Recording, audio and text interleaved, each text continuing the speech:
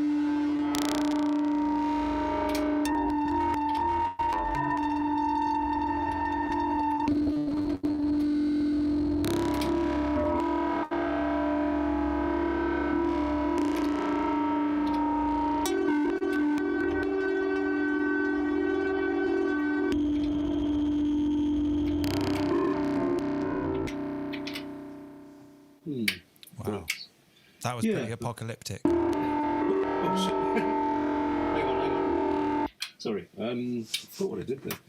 Right, yeah. So that's what it was really. It was just like one thing going into there, and then getting sampled there. I guess in the resample track, you've got the comb filters, which are being pushed by LFOs. So every time it loops around, it kind of resonates in a different way.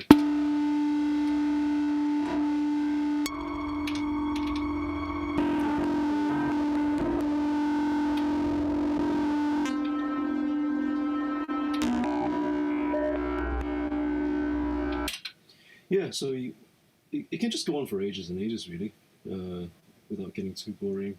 But yeah, that's just one side. So you're kind of using it with the kind of through machine concept of using it as a thing to take stuff in from the outside world and mangle it, rather than doing, any actual playing back of samples or whatever, or at least in this particular setup, anyway. Well, the melodic variation comes from the source material itself, and then secondarily from the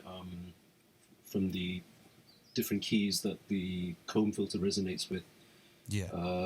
But I don't play it in a keyboard as such. I don't really have any musical training that way. But yeah, that is something I will explore next, though. Definitely. Yeah, I mean, the biggest sort of problem for me that I've had with the Octatrack, and obviously, I don't want to spend this entire call talking about how jarring the Octatrack is, because this is, we're here to celebrate it. But you know it, I know it. One thing that I have sort of struggled with is actually settling down with a particular workflow in order to really finish something.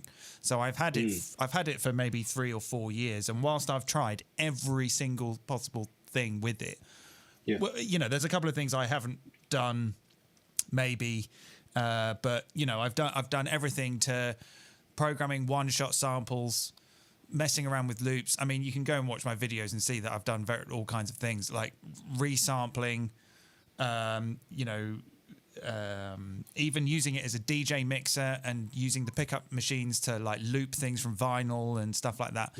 And so I've tried all of these things, but I still just can't find one that's like, this is how I want to use the thing. It's like it's almost too flexible that it's actually genuinely overwhelming. What I mean? Yeah, definitely. I mean, that kind of put me off at first, to be honest, because I came from doing like years and years and years of Ableton, which I still use. So I had a very clear idea of some things should be really, really simple, because you want to know exactly where they are, and access to them should be fairly direct. So you come in with all this, you come in with this vision of clarity of how things should be done, and then you realize the Octatrack is quite convoluted and you can't actually do that. And then after hating it for a long time, you kind of realize you just have to create your own workflows for the Octatrack on the Octatrack. And I think maybe that's what a lot of people end up doing. They kind of just find their own way and then say that on the surface it all looks the same, like you've got only a limited number of buttons and displays and stuff, but the way everything is patched internally varies hugely between users. Yeah, certainly. I mean, like, even though that I struggle sometimes to find a workflow that I want to stick with the intention of getting something finished. Every time that I do prat around with it and I experiment with all the different types of things you can do, I'm on it for hours and hours and hours. Like I might just stop and I might just be like, I've been listening to this random comb filter for 4 hours and I didn't even realize, because when you do start to find those weird sweet spots in the forest, it's quite easy to get lost. But then often what happens is I kind of go, well, that was fun, and then I turn it off and that's it. But one of the reasons why I thought it would be fun to have this conversation was because I kind of did finish a project. And I remember messaging you and going, I've just finished my first Octatrack project. And so I thought it would be like kind of interesting for us to talk about it. And also because like I think you've probably got a lot of experience of using it at live shows, right? It's mainly a machine for gigs, really. Like, it was only recently during lockdown that I actually began using it to mangle stuff in the way that it was probably designed to be used in actual tracks. Like this whole, this pipe setup, for example. It's not something which I would have done if not for the lockdown. Normally I would just use the pipe running into Ableton Live, which has its own effects chain already and side chaining and all sorts of stuff set up. But yeah, I'm in a room with no windows and it's a long lockdown, so you have to do things. Yes, well, quite. Yeah, I mean, go mental. Yeah, I mean, it is. It does say on the box that it is a dynamic performance sampler, and so I really did kind of want to get into it with the intention of like, maybe one day I will have a box that I can just pull out of a bag and turn on, and I can start riffing and jamming on it like straight away. Like Cenk from Electron or something. Well, yeah, and just sort of just find a way to improvise with it. And, I mean, what I've kind of come up with here is nearly there. It's more that it's kind of a chopping up of like an existing song using a static machine. But even then, I kind of... No, go on. No, yeah, let's hear it. Well, it's like, so basically... suddenly I can't remember how it works. So like there's a track loaded onto track. I think I actually took the whole track and sliced it into bits in Ableton and then imported like sections. So I think maybe they're in chunks of 64 bars or something like that. Uh-huh. And then what happens is that the static track with the song on it is in track 1, and then track 2 is resampling track 1, track 3 is resampling track 2, track 4 is resampling track 3, etc. And then it kind of goes down here, and then 8 is the master. So there's actually only really one sample playing at a time, which is a whole track, like a backing track. And then it just gets mangled. So this is it. Timing is really, really slow, so you can see the scale of the... So 1/4 or something? It's like... Yeah, a step is like half a bar.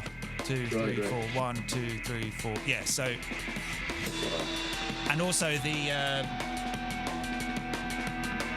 So yeah, this might be a passage of 64 bars, or maybe even more, 128. I'm not sure. So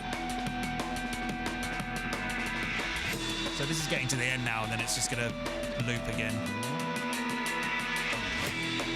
So that's like that's a really long passage of time. I think that might be 128 bars or 64 bars or something. It's not 64 steps. Right. So you could probably work out from the maths. And then, to go to like the next section of wrong button. To go to the next section of the song, I would go to another pattern. Mm-hmm. So the entire song is laid out across the 16 patterns. And then what I can do is that at any point I can stay on one section of a song if I want. So I can kind of drag out, if once I get to pattern 5, if I want pattern 5 to go on a little bit longer, I just leave the pattern going. And then just tweak the fuck out of it. Yeah, so what happens is that so the mode that I'm in is tracks mode. And that means that each of the trigs down here will trigger what is slotted on that particular machine. So, if you had like a kick drum on here and a snare on here, hi-hat on here, and you triggered these keys, it would be like triggering the slots themselves. But actually what's happening is that so track 2 is resampling track 1. I've routed it to track 2, and it's recording and playing back at the same time, and I've parameter locked the playback button to just play at the original speed. But the actual machine settings are different. So when I trigger the actual key, I trigger the actual machine settings rather than the trigger. And so and this is when I start to mangle it.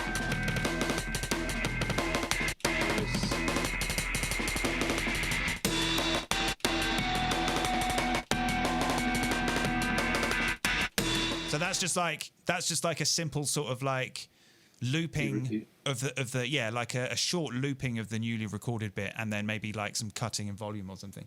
And because it's so you can see there that it's just resampling over and over and over. And what I did was that I went to the file. Is it the file or no, the attribute? So I went to the attribute and told that I want the trig quantize to be trig quantize to be 2/16. Right. So whenever I hit that key, it's kind of going to be in time with the sequence. So I can like hammer that all I want, and it's not going to sound too shit. And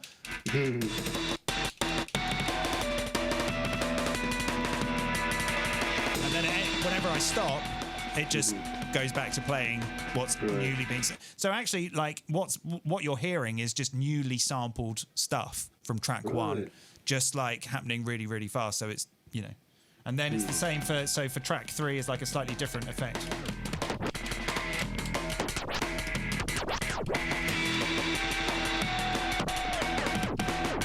So that's sampling track 2. Right. But then when you play it back, it does like a pitch drop. So it's kind of like a DJ stop-start turntable. Like a stop-start type thing. And because they're kind of in series, you can kind of think that this is like a chain of samplers. So if I was to like trigger this one and trigger this one will sample this one.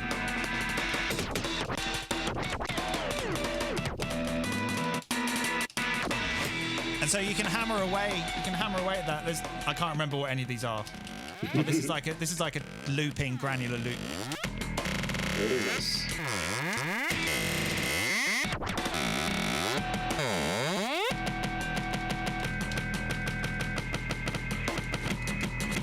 That's like a reverse. That's a time stretch. So you can just hammer them. Right, and all this is done without any freeze delay. It's literally just like pitch and stuff.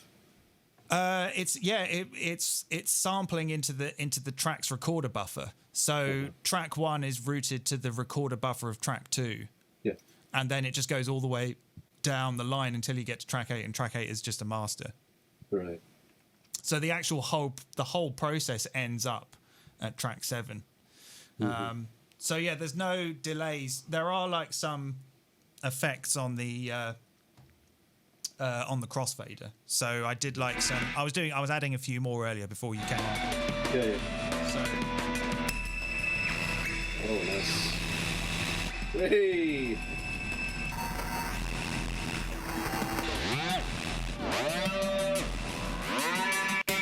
Something's not right.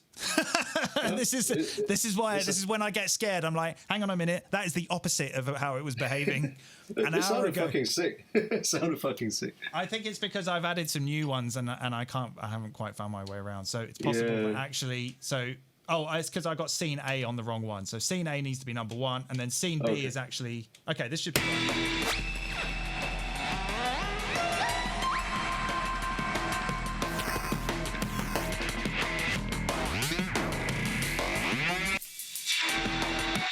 So the other thing is as well is that like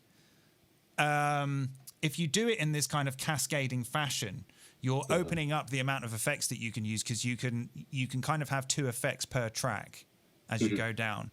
So you're not just like tied to having like one type of reverb on one track. You can use all of the effects, and also they're going to run through the recorders. So I think the reverb is on. I think the reverb is on track 1 or track 2 or something. So if I tweak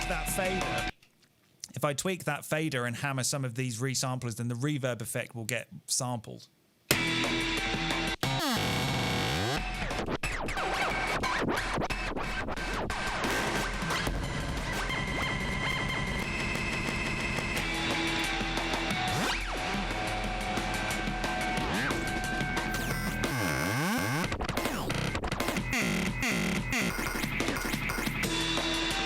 Yeah. Nice. So that was kind of like that's enough of a sort of project for me that I'm like I could go out with that now and be happy to. But then like it doesn't really matter what track 1 is. Track 1 could be anything. Like it could be another drum machine or something. Mm-hmm. It could be like something from the Eurorack, or it could be your laptop or whatever, you know. So I think it was quite clear early on that as powerful as the sampling is, I'm definitely getting a kick out of running audio into it, or just mangling one thing through all of these processes. But having said that, I've done loads of stuff where it's just one shots on each track and more like a drum machine type thing. But yeah, because I remember like years and years, I think 2 years maybe, 2 years ago, you posted that tutorial on conditional jungle and stuff, and I found that really useful. Like I ended up incorporating it into this like DJ Live hybrid thing where you had, you know, like 2 tracks with sub basses, and then the others were just like drums jumping all over the place. And I don't know if you're familiar with that mega break trick that they posted on the forum some time ago. I've seen it. Yeah, you kind of have like you make a long chain of like 64 drum breaks at a bar long. And then if you slice it 64 times, you kind of get like a sample set of 1 bar per. Yeah. Per and thing, and if you throw in like conditional trigs and stuff, you get huge variations on that. So yeah, that's really useful. Yeah, I mean that those types of things that I've did in those videos, they're fun little things to play around with and maybe use to record to another program. But I don't really know how comfortable I would be with getting up at a gig and just playing an indefinite amount of conditional triggers and standing there going, listen to it do its thing. You know, like as you know, I'd be happy to do that at home for hours and hours, but there's something listen about to this cleverness. Yeah, you know, like that's it's a bit wanky, isn't it? A little bit. I mean, if someone else was doing it, I probably wouldn't mind. I'd be like, oh yeah, no, know, I'm happy listening to your algorithmic random stuff, but like I'm not comfortable like getting up and doing that. Not with this. Yeah, I mean, I would do that. I do that with modular because people kind of expect that with modular. They expect a bit of a cryptic, random sort of a wall of cleverness. Just like a complicated maze of noise, you know. And but with this, it's like I either want to see someone really jam on it, or I really want to jam on it, and I still can't find my way around yet. But like, there's something about this kind of mangling of an input could be quite nice. And then you know that's kind of gotten me thinking like, oh, I could easily send like a stereo guitar thing from my effects unit into that, and then angle the guitar that way, and then that's kind of got a nice performance set up to it. But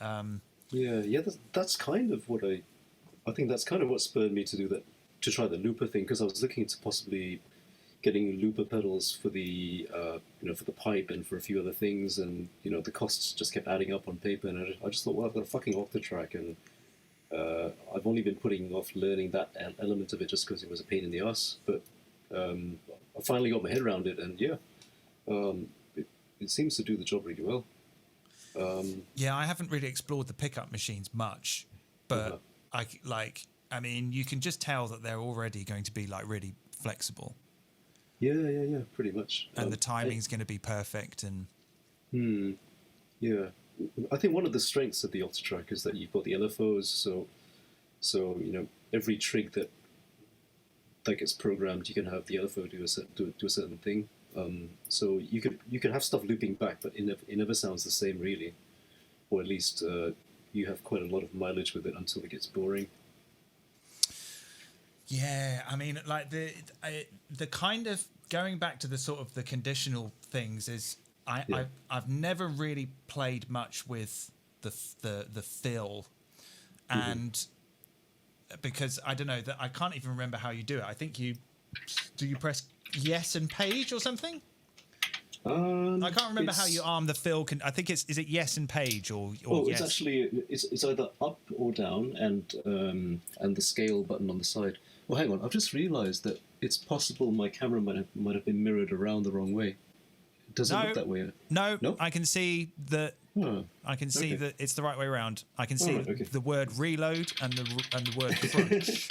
Okay, it's just weird on my end. It's fine. Let me see. I'll try and find a thing that's got it. 22. So many projects. First and third. That's probably the most recent. Yeah, let's try that. Okay, if I can remember how this project was wired up.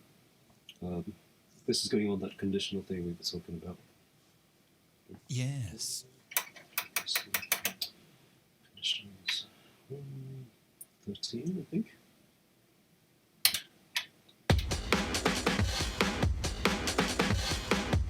Okay, what's happening is all the shit that's not being used. So you've just loaded up a whole different project. Yeah, exactly. It loaded pretty quickly. Yeah. It's mostly just disk streaming. There wasn't too much of other stuff on it. I think the only thing that's in Flex is the just a few drum breaks. Okay, that's what it was. Right. Okay. So for this one. For this one, I think I've got I should different. Right. For this one, I've got a particular drum break on this channel, and a different one on this channel. So if I start this, and if you look at the record trigs, this is how it's set up. Most of these are conditional, so some will be very regular, like the first and the one in the middle, and the rest are kind of just jumping around it between 25 and 75%.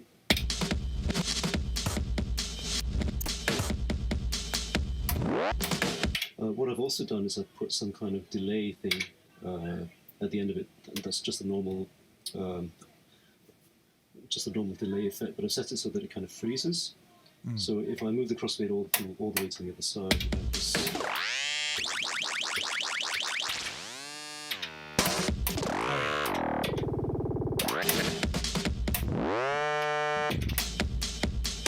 And then I find that if you kind of mix it up, like, whilst you're doing that, you can bring in the other channel, which is pretty much the same, except it's got a different drum break and a few different trigs.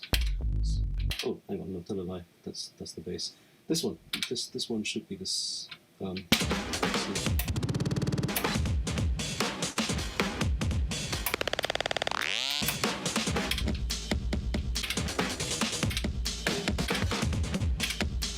then the bass is on this.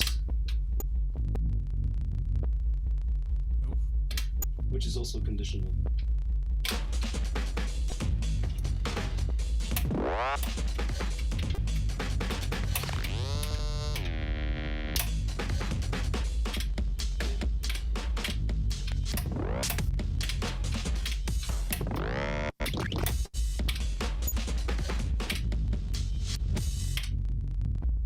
And then on this channel, this is the mega break which we were talking about earlier. So there's a bunch of different, drummer slices which go from 1 to 16, and the crossfader is mapped to a different slice across the trigs.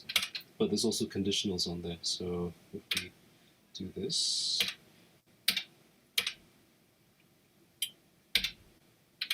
Wait, why was it not working? Oh, wrong channel.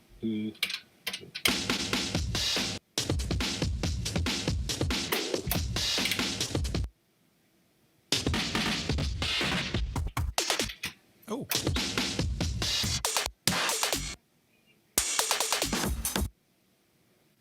Okay, so all right, I'm lost. Okay, I'm lost. So basically, the crossfader is. So you've got a sample of loads of breaks in one long sample. Yeah, I use this thing called an Octachainer, which is like this free software. What it does is it creates sample chains. So you just load loads of stuff inside all, which I cut inside Ableton to the same length, and each file that the Octachainer spits out will be, like say slice 1 out of every single drum break. And there's a total of 16 drum breaks, for example. Yeah. And then file number 2 is slice 2 of all those 16, slice 3, slice 4, blah, blah, blah. And that gets mapped across the crossfader. So in theory, when I move from one bit of the fader to another, you should hear a different drum break.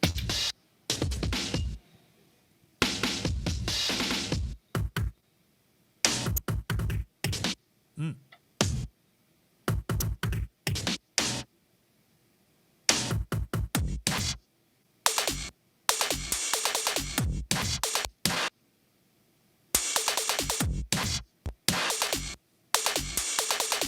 Yeah, they're not entirely consistent because there's some conditionals going on to make them less boring.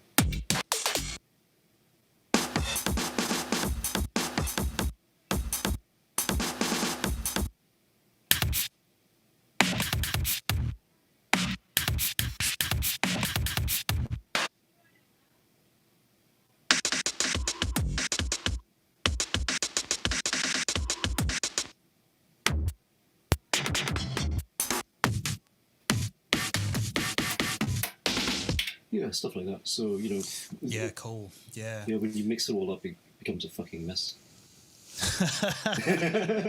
Technical term. I haven't really. I haven't done a huge amount with doing like the sample chain idea.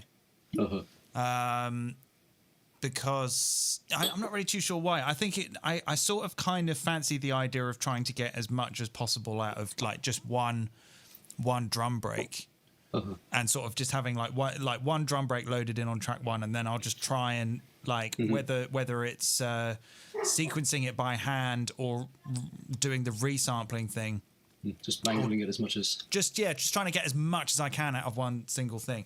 But it's partly just because of like I think I've kind of got this sort of stubbornness that it's kind of like I don't want to use a computer, even though when you use a computer with the Octatrack it makes things so much easier because you can just you can crop things quickly, you can do everything quicker. I'm kind of like no, I must just do it on this, because it's got everything that you need. It's just, the problem is that sometimes it's a little bit clunky, but when I just pull in like a very nicely quantized loop where I know that like everything is going to slice nicely and, I don't have to trim it or anything like that or set the tempo, then I can do stuff like quite quickly. But the other thing that I even though I've tried loads of different things, the one thing that I really haven't tried is actually sampling onto it. It's just, I don't know how much like actual sampling you've done. Like I kind of thought, right, what I'm going to do is so I actually wiped the card. I had like loads of stuff on there and I wiped it. So it's just an empty card apart from a few things that I've got in there at the moment. But my plan is that, like, right, I'm basically going to, I don't know, when lockdown's over, I'm going to go to a cottage for a weekend and just take this and my guitar and just sample into it. But again, I'm kind of a little bit like uncertain about that. I'm not really too sure how to get the best out of it in terms of sampling. Like, you know, what if I want to sample 8 minutes of just me jamming and then just stream it from a static file or something? Yeah. The kind of the idea of sort of physically sampling into it does seem a little bit daunting at times. I've got to be honest. I kind of watch people. I kind of watch other videos of people doing this and thinking someone's got to have this nailed by now.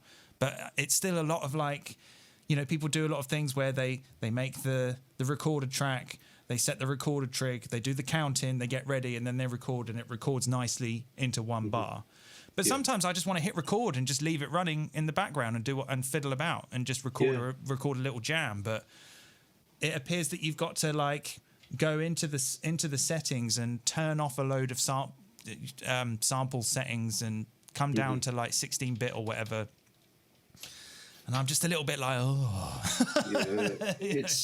It's not the most user-friendly, to be honest. There's loads of, like, menu diving, and I mean, I think what it boils down to is that we've both got other tools that can do the job really easily. So it just becomes like, why bother trying to do it on something that does it maybe less efficiently?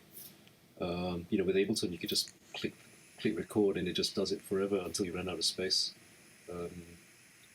But yeah, I don't know. Yeah, I guess because it's like it's going into RAM, and there's only a finite amount of RAM. I mean, it's not even 100 megabytes, is it, or something? It's like 80 megabytes of RAM, you know, which is enough to sample a 6-minute song.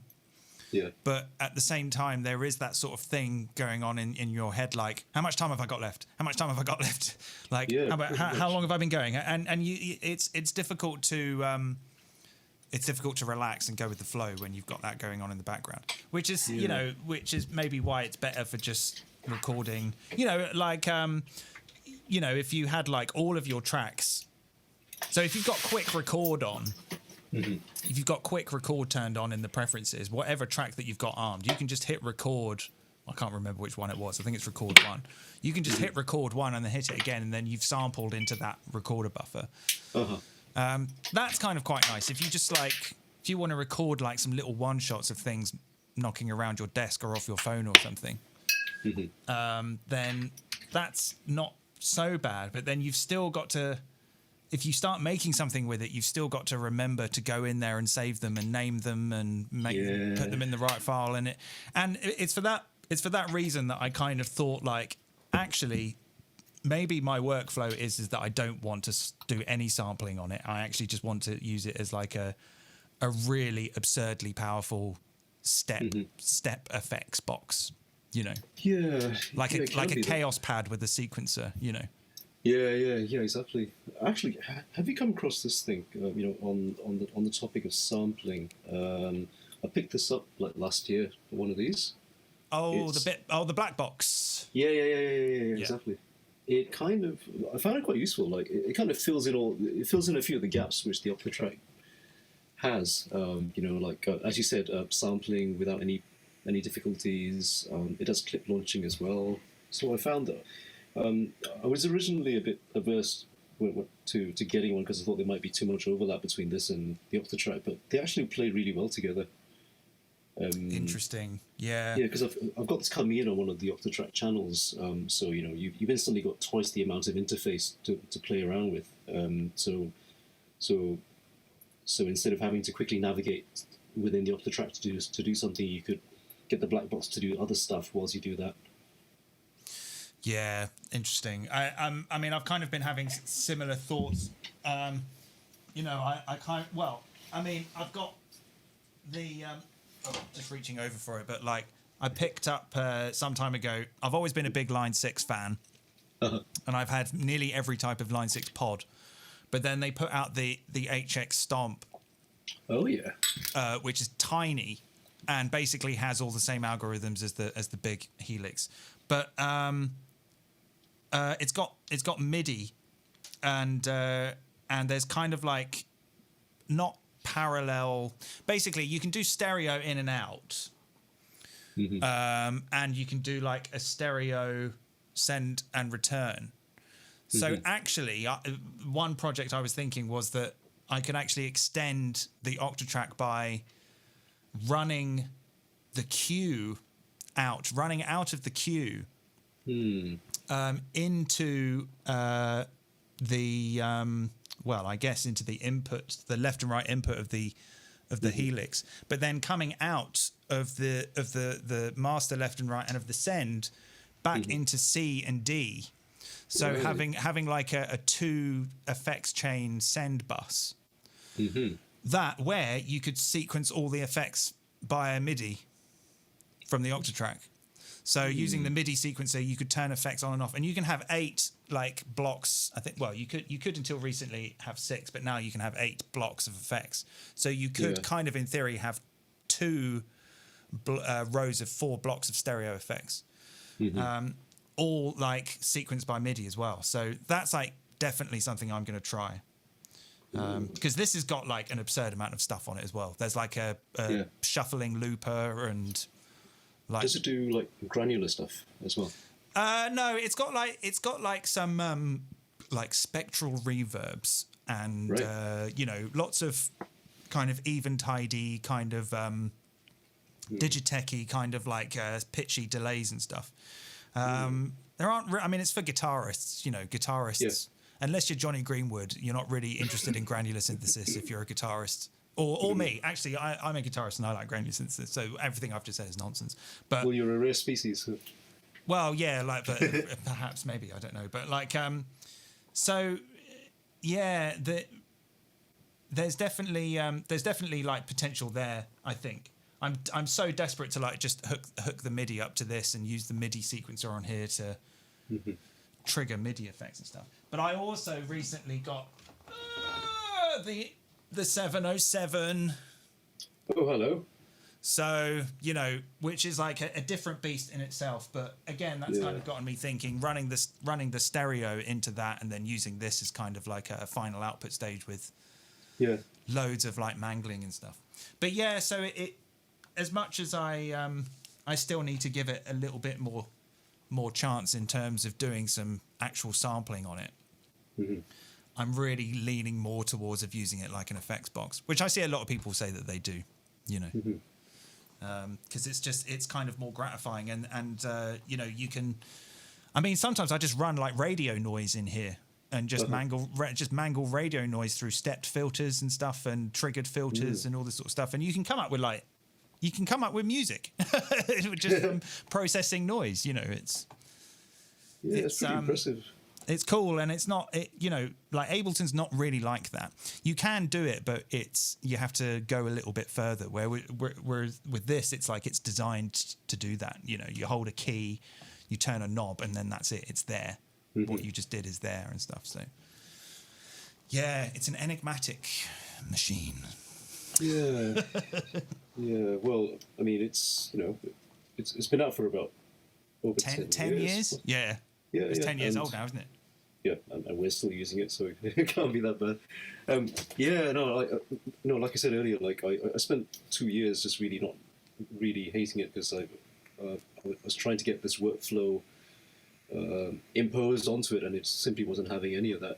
I think what kind of shifted my thinking about it was I managed to find like an Akai Force quite cheaply, secondhand, and the Akai Force is like the absolute fucking opposite of this thing. It does everything that the Octatrack doesn't do. Like it's got I've even got it here. It's fucking heavy as fuck. And big as well, isn't it? Mate, it's like the largest pizza you've ever ordered, but bigger. it's fucking. I mean, look at the size of that thing. I'm gonna pass it under the camera, right? See, still going. It's like the beginning of. It's like the beginning of Star Wars. You can block up the fucking Suez Canal with this. Look at it. Anyway, so like it like on paper it does everything that the Octa can't do. Like it's got It's got like Wi-Fi Ableton link. It's got clip wow. view. It's got clip view, which is really useful if you come from Ableton, because that's kind of what you're used to. You can stack way more effects onto it. You can submix stuff as well. You get channels that can be bussed together.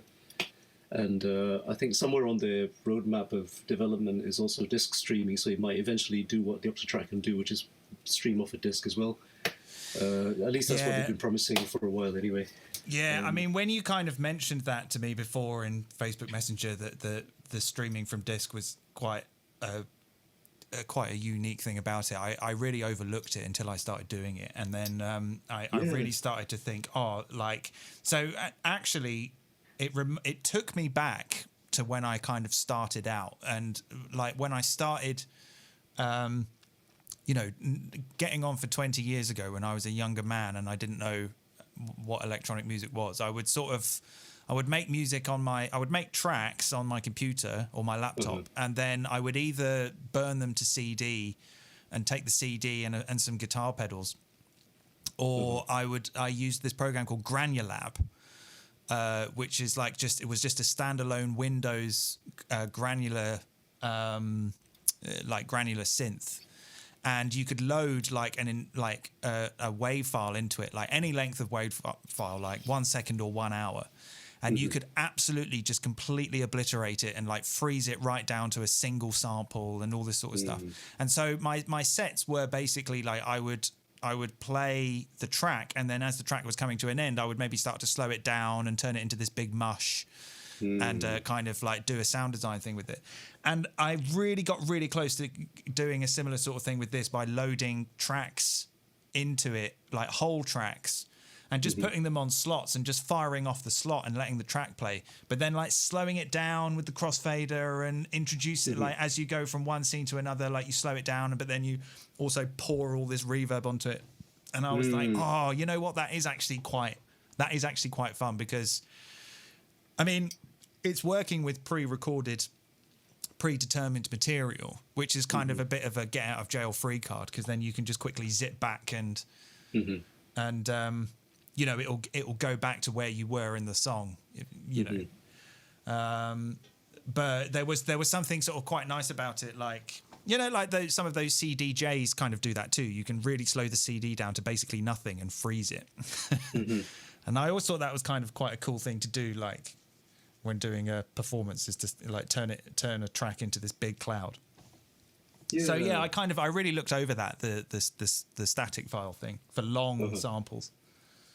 I mean, could you not get some kind of granular thing like in a smaller box or an iPad or whatever, and feed that into the Octa, and then have the Octa stuff on top of that as well?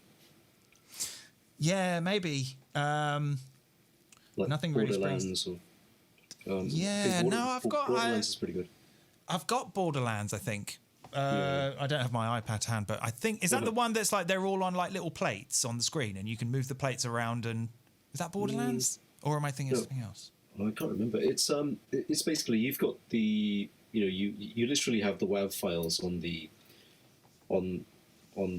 screen, and then you've got these little clouds that kind of travel around between bits of the WAV file and and you can turn them like that way, can't you? You can it's like Minority Report, but with with samples. Pretty much, without the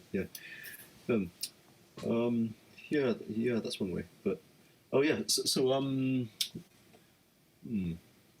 sorry, I've just I think I've just kicked over something in the room. 1 second. Oh dear. Oh, okay. Oh yeah, shit. Oh, I nearly missed the force actually. The Akai. Right. The Akai. What was I going to say?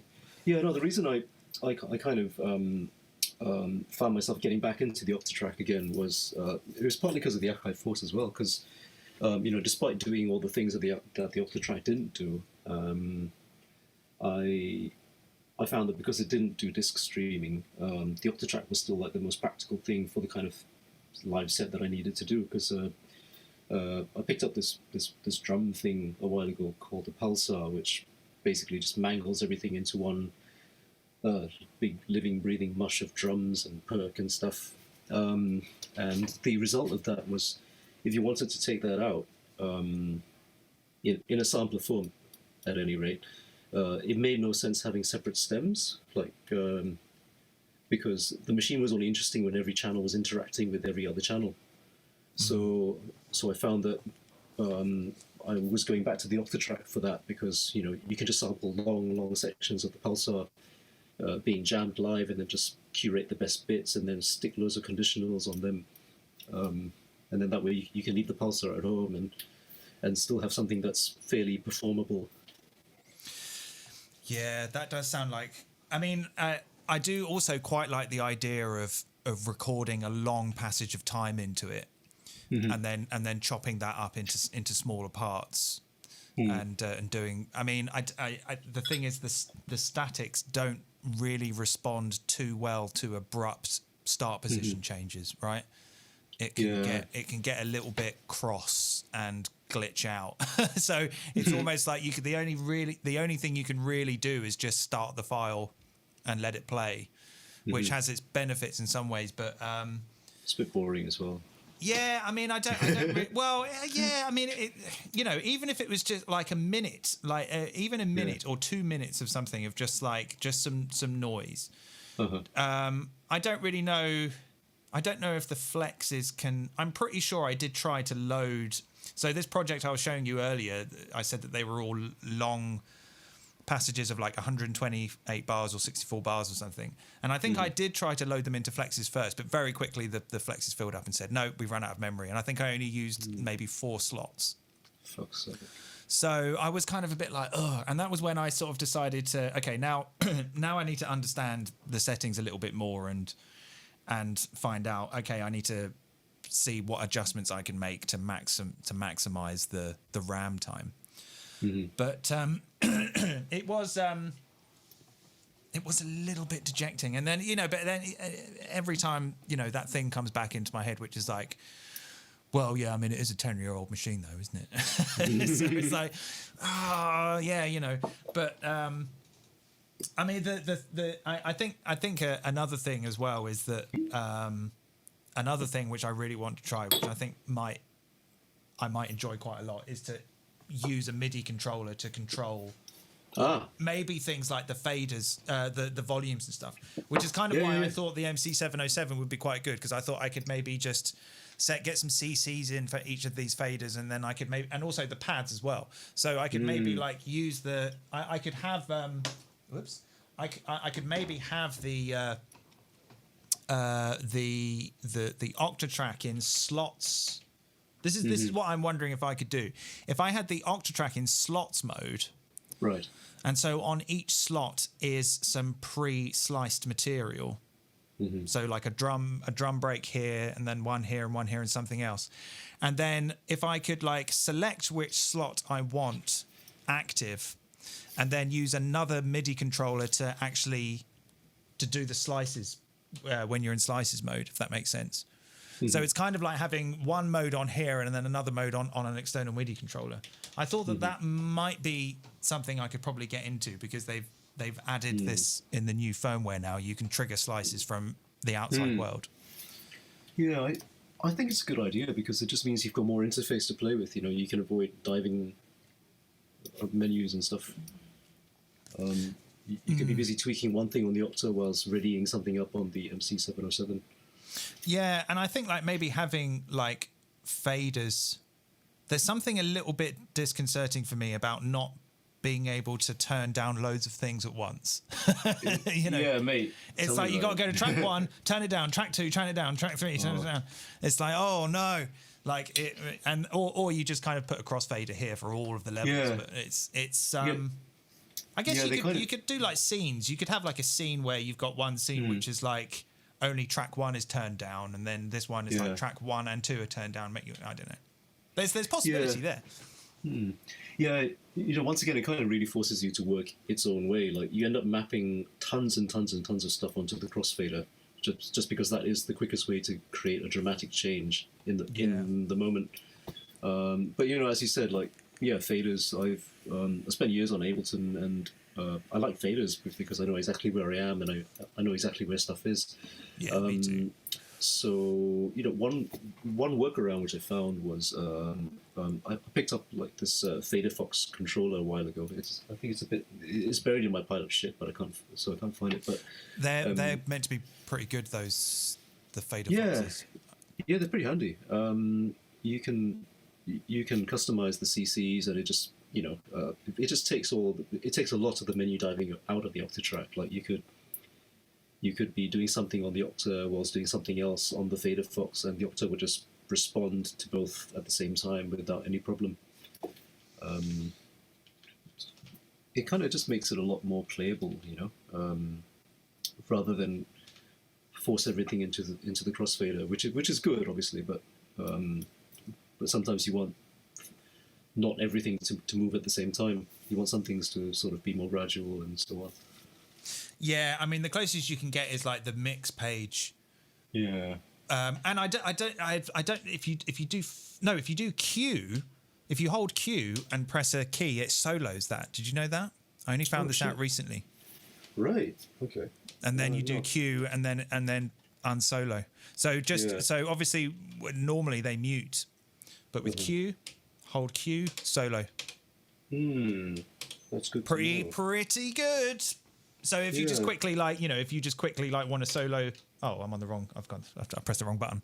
That just shows you how well I know this thing.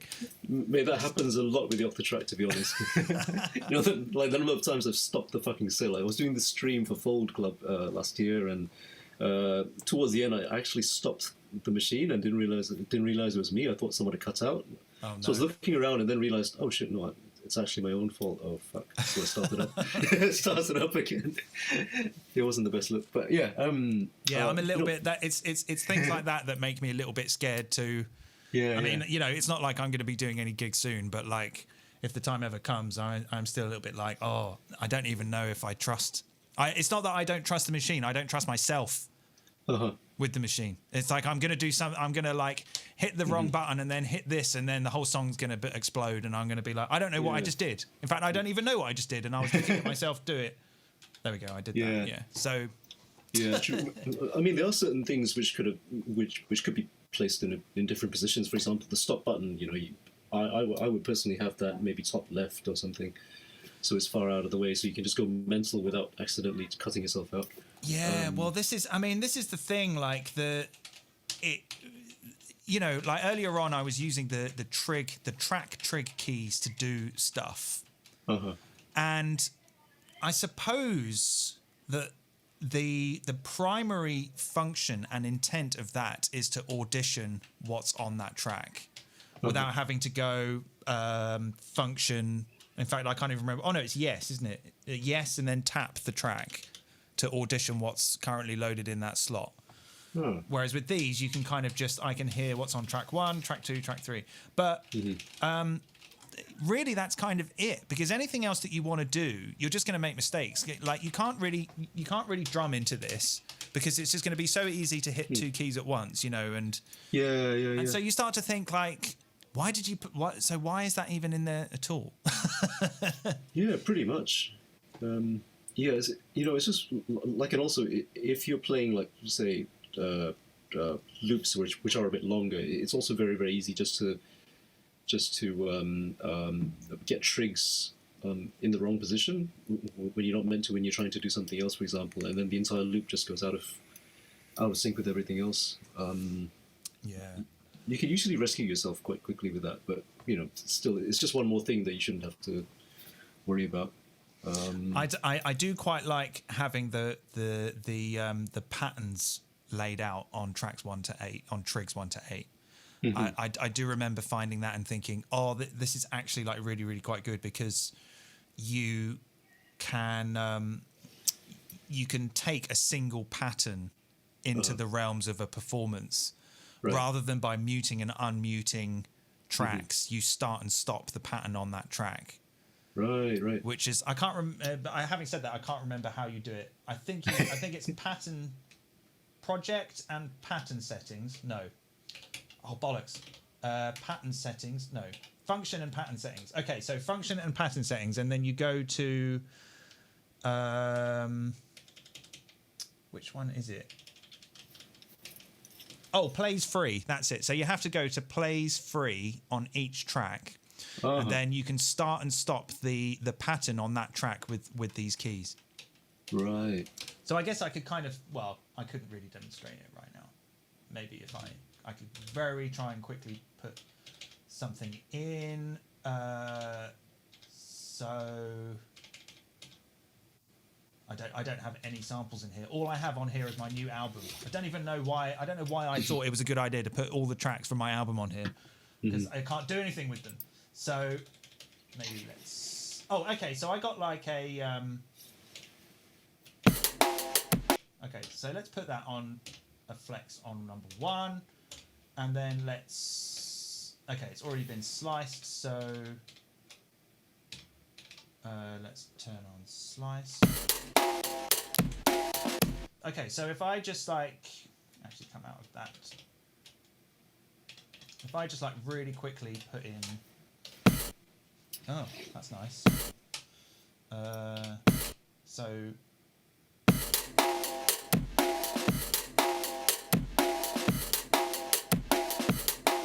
Okay, so now I've just got like a very simple pattern on track 1. If I go to track 2 and put like something else in here, so I've got like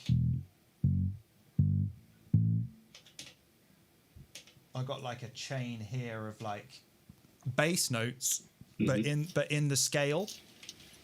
So there's it's a chain, but they're notes of the scale.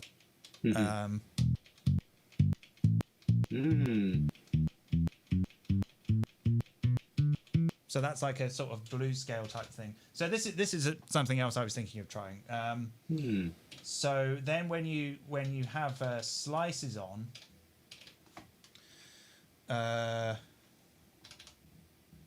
yes. Then when you have slices on, oh, okay.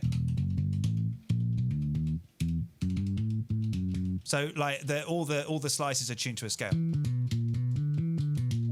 Nice. So I can hit go here and just.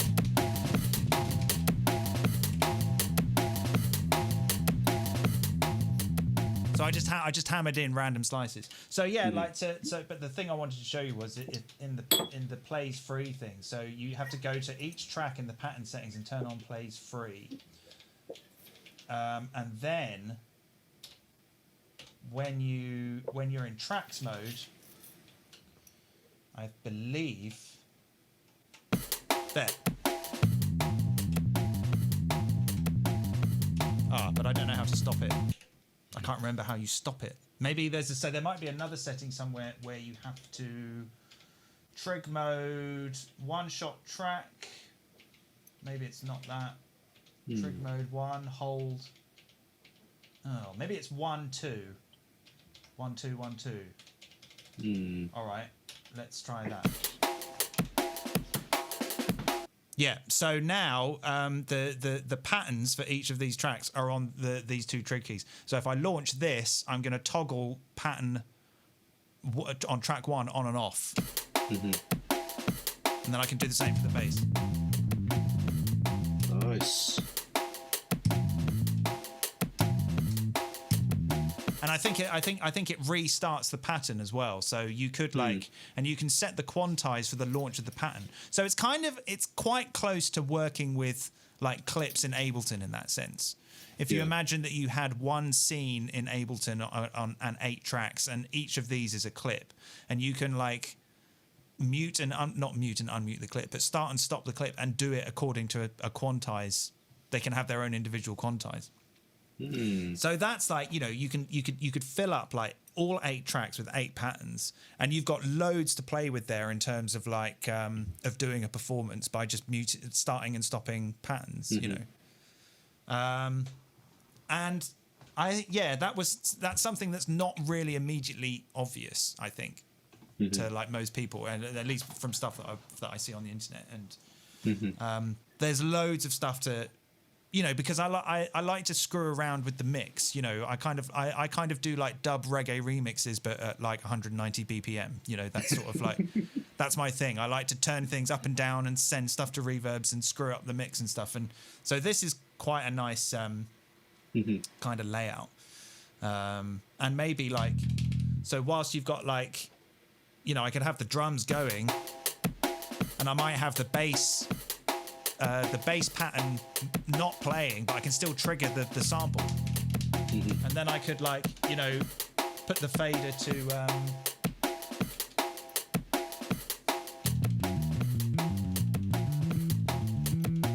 so that was the fader to the slice point, the start position. And, you know, when you get into things like that, you start to think, oh, you know what? There is actually a huge amount of potential here for just jamming, like doing improvised electronica jams, you know, but you have to find it, you know, you have to sort of, you have to kind of, it doesn't suggest it in the manual or anything like that, you know. You got to, and they don't really even sell it like that. They sell it in a very, very cryptic way, you know. Oh, do you remember the advert for it when it first came out? There was this like Swedish guy called Hector or something.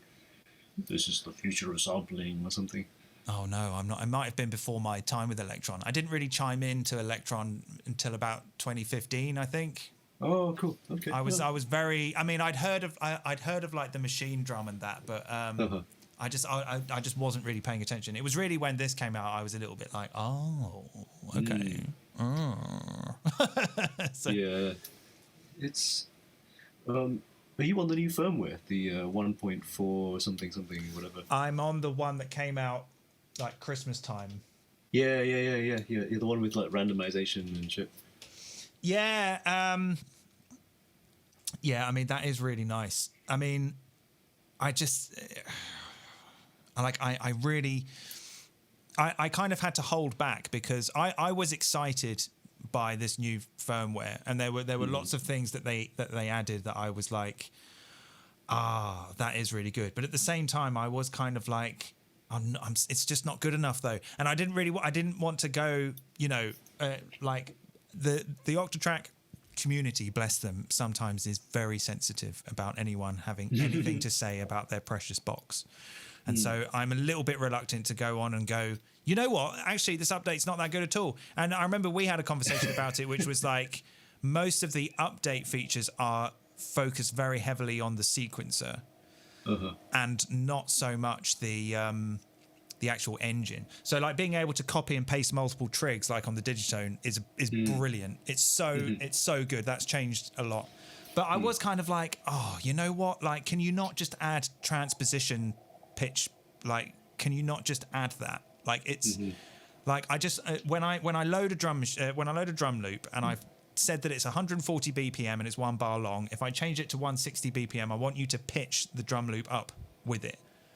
Like repitching in Ableton. It's like the simplest algorithm you could possibly do. Like I can do it in Max MSP myself. Like if I can do it and I'm an idiot, then the people who make this can do it. So that was I was kind of a little bit frustrated by that. But yeah, like there are some really, really good things in the firmware that did make me want to turn it on again and get back into it. But yeah. Yeah, it's a useful but still frustrating box to use. But then at the same time, like because it's quite capable, you find yourself still using it anyway because it's a lot more transportable just having one bag with everything inside it. It is, yeah. Yeah, you know, like there was a stream I was meant to be doing where I packed like 2 fucking suitcases. Like there was like the Pulsar drum machine, there was like the Yakai Force, which was used to control it, and then bags and bags of fucking cables and loads of other shit. And on the day of leaving the house with it, I just realized how unsustainable it was. So I spent the next 10 days just literally jamming the stuff at home and then sampling everything and chopping it up and sticking it into the Octatrack. So now it's back to one bag again. And there's a lot more confidence in being able to deliver a set within a certain time, and like not have to spend ages trying to like sound check and line check and gain stage everything. Yeah, there is a bit of freedom working with samples, to be honest. just in terms of being able to deliver stuff. Well, I mean, especially with things like kick drums, because one of the frustrating things I realized very early on about doing stuff with modular is that I would turn up to the gig and the kick drum sounded shit because during the drive there, a cable had nudged a knob about a fraction of a millimeter and sent the whole thing off, which is kind of why I decided to buy sampler modules anyway, was just so that I could have a good sample of a kick drum and know that when that sample gets triggered, it's going to sound good. And that's kind of like what's always reliable about samples, is that you get you get out what you put in. And also I've kind of I've been watching like a lot of Basek videos, and he does some very it's very aggressive kind of minimal hardcore. Right. It's really distorted 80s drum machines, like really aggressive beats and like loads of like messing about. And like really live and really fun to watch and listen to, but actually it's kind of the setup's quite minimal. It's just a handful of drum sounds, but he just kind of hammers it out and messes about and stuff. And that's really like good about it, because that's what's good about it, because he's kind of again, it's doing that thing of like trying to get the most out of a very little sample set. Of like, okay, I've got one drum loop, or I've got like 4 drum sounds. How can I do an entire thing with this? And this will do a good job with that. You can really screw things up, and if that's what you're into. Oh, that's very much what I'm into. Yeah. I think it's just, it's one of those machines where you really just have to put enough time into it until you can make it do stuff to a standard which you're satisfied with, like the way it's set up, and the effects chains, and but also just having some element of spontaneity as well, being able to introduce dramatic changes into it,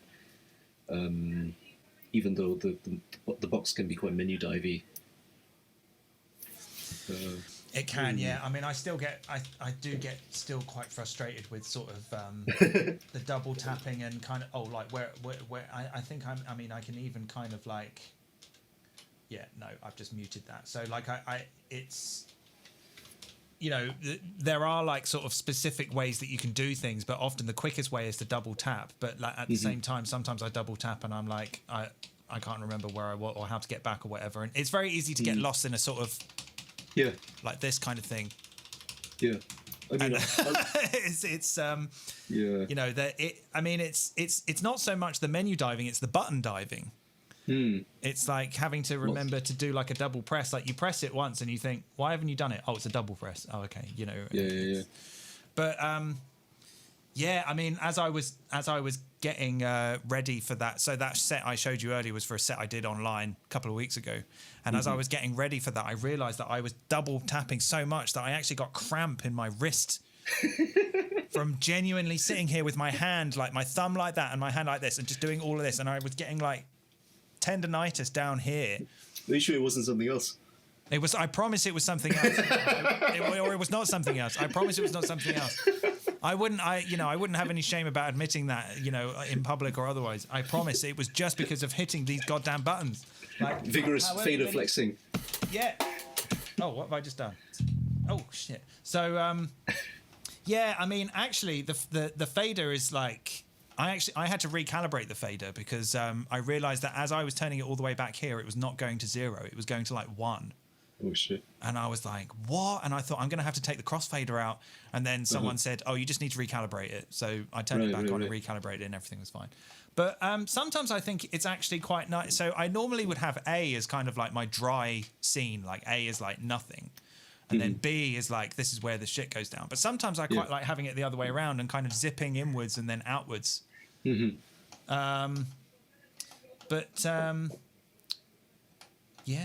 mean, it's, I don't know.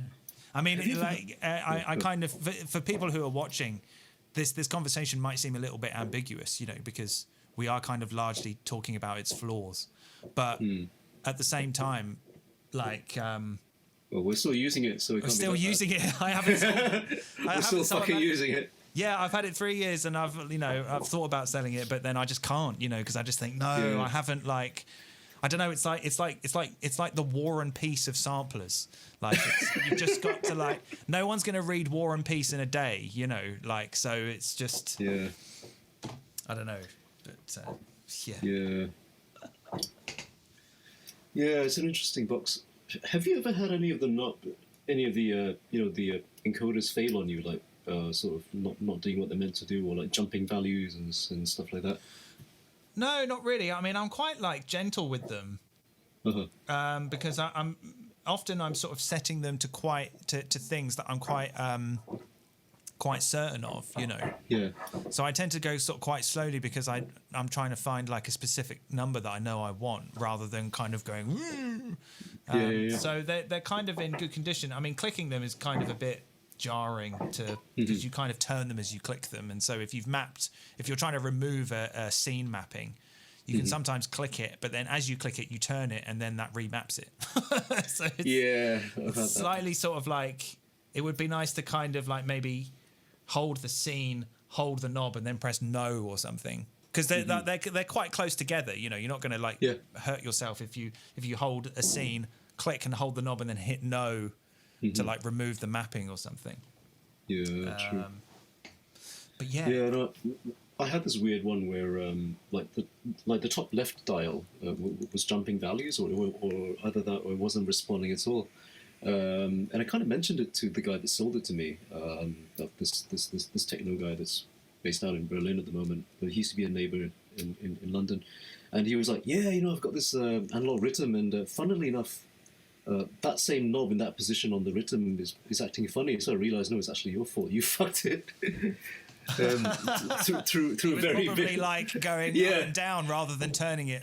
Well, he's like, "Whee!" So yeah. Anyway. All right, cool. So one thing I'm definitely thinking about trying in a future video, because the firmware coming out, the new firmware coming out did kind of give me some motivation to start thinking about making more YouTube videos, because I get a lot of positive feedback. But what I was thinking of doing was that I would really like to use it as a tempo and step sequencing like MIDI controller for Ableton. Or the Octatrack. Yeah, so like obviously Ableton Live Suite has got all of these like really good Max for Live LFOs and envelopes and all this stuff to communicate with the Live API, and so you can drop in an LFO and you can assign the LFO to like the reverb time, and then it will modulate it, and that's really nice. Like that's a very nice like quick and easy click and drag solution. But the thing is that you can't record that as automation, and you could basically do the same thing with something like the Octatrack as a MIDI sequencer, but you could record what it does as automation into Ableton. Right. So I would come out of the Octatrack into Ableton via MIDI and select it as a MIDI controller. And then you've got like on the MIDI page, you've got God knows how many. So you've got like 3 LFOs per track, and you can send each track out on its own channel. So there's a huge amount of like flexibility here, just as a MIDI controller, not so much as a sequencer, but just as like an LFO, like a MIDI LFO. And also like maybe even using the CCs as MIDI messages as well. So you could have like or the notes. So you could kind of have like a load of notes. And within Ableton, what you can do is you can actually take something like a MIDI keyboard. You can turn on MIDI map mode, hold down so in this case for something like this, you could turn on MIDI map mode, hold down this one and then this one, and then it maps all of those keys in between as a MIDI message. So you can kind of use an octave on your keyboard as a MIDI controller, jump to here and then to here and then to here, like you would a knob. So, there are possibilities of doing that with this, but they're on the sequencer.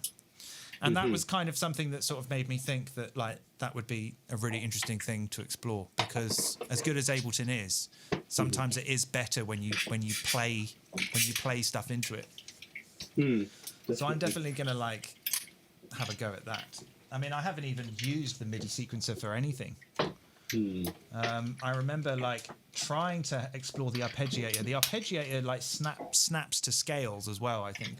No, I think maybe it does. Not too sure. Oh no, maybe it's not. It's not snapped. I thought that maybe there was like a scale you could choose. Yeah, I haven't actually tried the arpeggiator, the MIDI sequencer on polyphonic stuff. I have used it on acid lines before, and it gets really weird. I mean, it doesn't strike me as like the nicest MIDI sequencer, like as in notes. Yeah. But I think just the amount of MIDI modulation options here are just like ridiculous, too ridiculous to be ignored, really. Yeah, true. I mean, one thing I do wish was possible in the Octatrack was the decoupling of the MIDI patterns and the audio patterns. Because at the moment, when you change patterns, you change the MIDI and the audio at the same time. Oh, I see. Yeah. Whereas it would be nice to have them independent because, let's say you've got something going that's really nice via MIDI and you want to keep that whilst shifting the audio a bit. It's a bit of a shame to have them stuck together. Or at least there should be the option to not have that. Well, again, that's maybe when the plays free thing might come in quite useful. Although you're still only on one pattern. So, yeah, I see what you mean. Yeah. I mean, like I sometimes hang out on the forums and the Facebook groups and stuff, and I read about like some of the setups that these guys or girls are doing, where they have like, this is like the central hub of the entire MIDI setup. They're doing the MIDI for the entire song on this, and then it's going out to like however many pieces of hardware, like, they're making a track like it's 1996 or something, and I'm just like, how on earth can you have the patience and determination for that? Like it's kind of blows my mind. Past. Yeah, fetishizing the past. Well, yeah, maybe. I mean, like, I can appreciate that. Like, people like found a setup and they've stayed with it. They've never needed to change it, and that's fair enough. And in some ways, I'm quite envious because I'm always changing the way I do things. But I just sometimes I kind of think, wow, like the patience people must have to actually use a single MIDI sequencer to MIDI sequence everything. All of their stuff, because I if I was going to do that, I would think, well, I would want to use a box where each box has its own sequencer in it, and then all I do is just sync them up, which is why I'm excited by things like the MC707 or whatever. But yeah, I can't imagine like doing all of your MIDI from here for all of your songs. There's no piano roll. Yeah, true. You can't. How can you see it? How can you see the notes? Yeah, it's not ideal, really, is it? I mean, it's possible, but it just means that your set ends up a bit less flexible than it should be. Yeah. Don't they make a kind of Eurorack version of that as well? The Bitbox, or the Bitbox or something? Yeah. That's what it's called, the Bitbox. I've kind of, to be honest, I'm aware that I'm speaking to a Eurorack enthusiast, but I've kind of tried avoiding Eurorack for as long as possible, partly just because I'm just a bit floored by the cost of it. But well, I mean, you say that, and that's respectable, but you did buy a Minimalist and a PAMS, so you are kind of in there now. Yeah, and you've got beads on the way. Yeah. So you've so everything you said is kind of a lie. Well, yeah. Actually, one thing that you could try, if you got like a, actually, I don't think you'd even need a mixer, but like PAMS and the Minimalist is a really, really flexible like pair by itself, because you can get like almost an entire groove out of the Minimalist by just gating it a certain way. So you can send like a gate to obviously to trigger it, and then you can send another gate to turn the. So I just need to look at it a second. So yeah, if you turn the attack time to about halfway, then you kind of when you start to get a snare sound. And so if you gate that a certain way, you can kind of modulate between a kick and a snare sound. And then in between that, you modulate the pitch. Then you can kind of get a bass line. So like the setup that you have is already like really flexible because you're using two like incredibly flexible like digital modules that you know you kind of almost don't really need. I mean, having beads come in as kind of like a texture in the background is just going to add more color to it and that. But I mean, yeah, you've already got like a perfectly. You could if you've got enough space, you could potentially introduce the Pamela's MIDI breakout, and then clock Pamela's workout to the Octatrack via the MIDI breakout. I think that's how the MIDI breakout works. Oh, sorry. No, that's. Did you hear that? I can hear it. Yeah. There's a warehouse right next door that's being constructed. I thought that was your music. I wish my music sounded as good. I thought that was a sound check.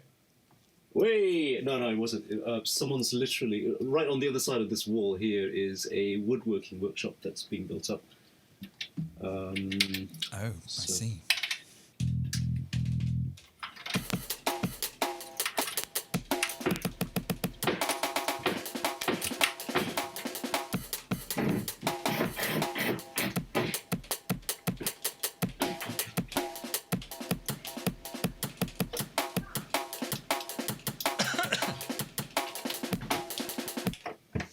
Yeah, the kind of the trig quantize on the thing is really is really really really special. You can't really be ignored. Like you can, there's a lot of potential there with like whether you're working with like a slice loop or like with the slots. If you've got like some stuff loaded in slots, and you've given each file a quantize to your liking, there's a load of stuff that you can. You know, you can do like really good performances with it without programming any patterns at all. You know, I mean, here I've just got it with just like a drum break. Well, I have to start it with transfer.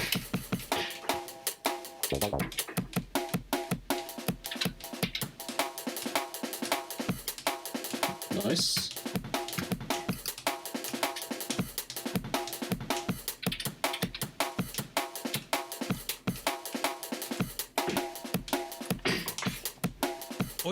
Or you could like accompany someone else in a jam or something, you know. If everyone's locked in. Oh, sorry. What am I doing? Sorry, I'm refamiliarizing with the set that I did in December. I can't guarantee that there won't be any more drilling noises. That's fine. But you know, we can sort of work around it. It can just be a texture. Yeah, exactly. We can pretend it's sound design. So switch off the connect. Right. Okay. What do you want us to talk about? Well, so you've just been preparing the second setup that you thought that maybe you might like to talk us through, involving the black box. Is it the black box? Yes. Yeah. Basically, like this came out of just preparing for a gig in a venue and then realizing that I had way too many boxes to bring, and it was just too much hassle. So I decided to just sample loads of stuff into the 1010 Music black box, which is this thing here. And that's one way of just taking more boxes out without having to really. You just sample loads of jams and stuff, and use it as audio. Everything's stored inside some SD card, which is there, so there's like tons and tons of stuff to pick from. Oops. Okay, that's my housemate drilling. Also, drill and bass, man. Let's make drill and bass. Yeah.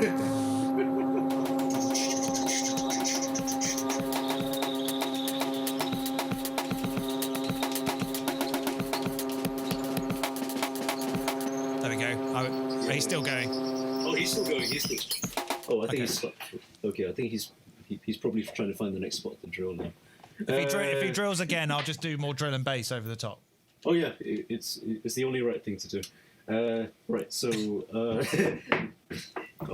he's hammering as well. Fucking hell, it's going all out. Next to the black box is this thing called an MB33, which is like sort of, well, it just makes acid because I like acid. And I thought it would be interesting to use it with the Octatrack just because it's quite small, it fits in a bag, like this entire setup like this, plus the black box, plus this just go into one bag, and a few cables, and that's it. So essentially this kind of does acid lines fairly convincingly, although 303 purists will probably disagree with me. Yeah, but fuck the purists. Yeah, exactly, fuck them. Not really. It's a joke. No, well, yeah, come on, we have standards, come on. No, but yeah, so this doesn't have a sequencer. All this is sequenced by the Octatrack. And obviously with the 303, the strength is in its sequencer that makes it so characteristic. So when you're trying to make acid sounds with the Octatrack sequencer, they don't really sound like normal acid, but in a way that's kind of interesting as well. Why is that? Is that because of the nature of the MIDI, or? Yeah, like I've tried recording acid MIDI patterns into the Octatrack, but they always come out a bit strange. Like for some reason, when I was recording the MIDI into it, it would not record sustained notes. Like a note would travel only as far as it took for the next note to come in, and then you've got the next note there. With some acid sequences, when you've got overlapping MIDI notes, that's where you get the slides happening. Yeah. But yeah, it simply wasn't happening with this. So I just thought, let's just work with it and make it as weird as possible. So let me see. It's been a while since I've used this. Okay, let's try that. Is it loud enough, or could it be louder, do you think? Maybe it could be a bit. Yeah. Yeah, that's good, yeah. Yeah. So essentially, this is...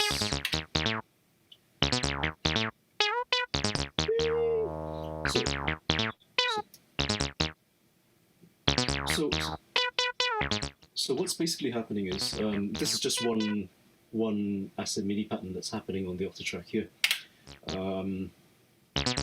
Obviously, the nice thing with the Octatrack is you've got 8 of them, and you can actually send multiples at the same time. So that way you have quite a lot of combinations happening, especially if a lot of these are conditional.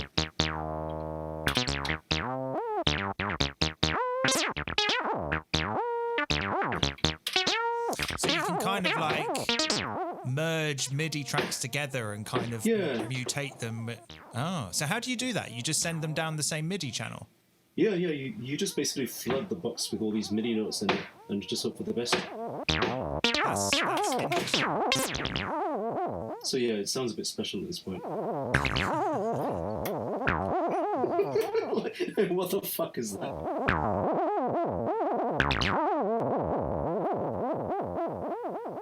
I take it like you can't sort of crossfade from one pattern to the other. Like, I suppose MIDI doesn't really work like that, does it? MIDI's like very binary, so there's not like. I was just trying to think like maybe you could kind of. I wonder if you could sort of mutate from one pattern to another on the crossfader. I think probably that's asking a bit much, isn't it?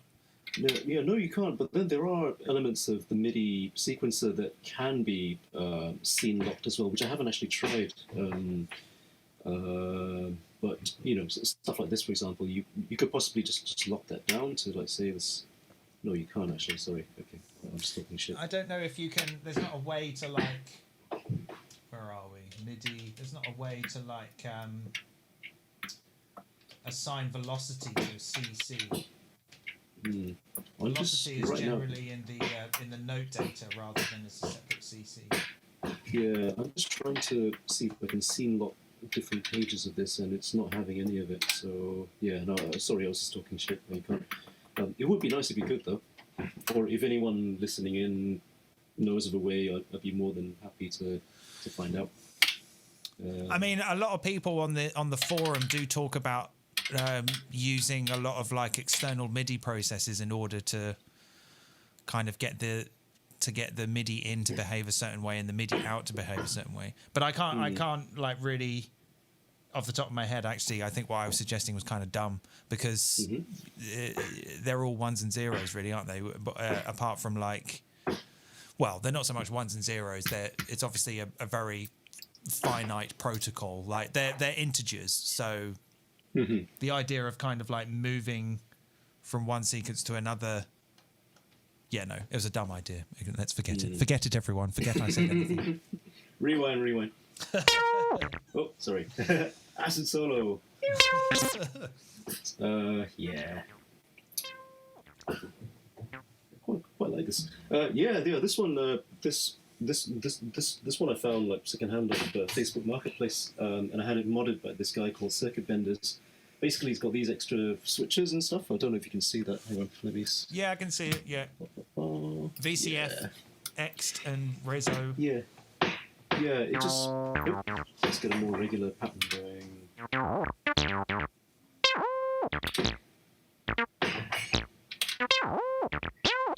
Yeah. Basically, you can start turning stuff. And it kind of goes into FM synth territory really quickly.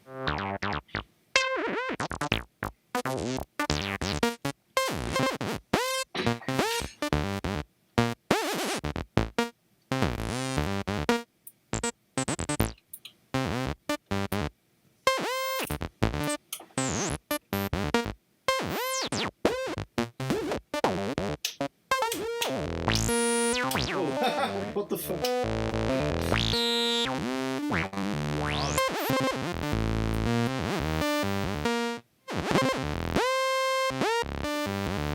Yeah, it's not typical acid, but then that kind of like in this use case, it kind of works because a lot of the set is not typical either. It's kind of sounds a bit like this.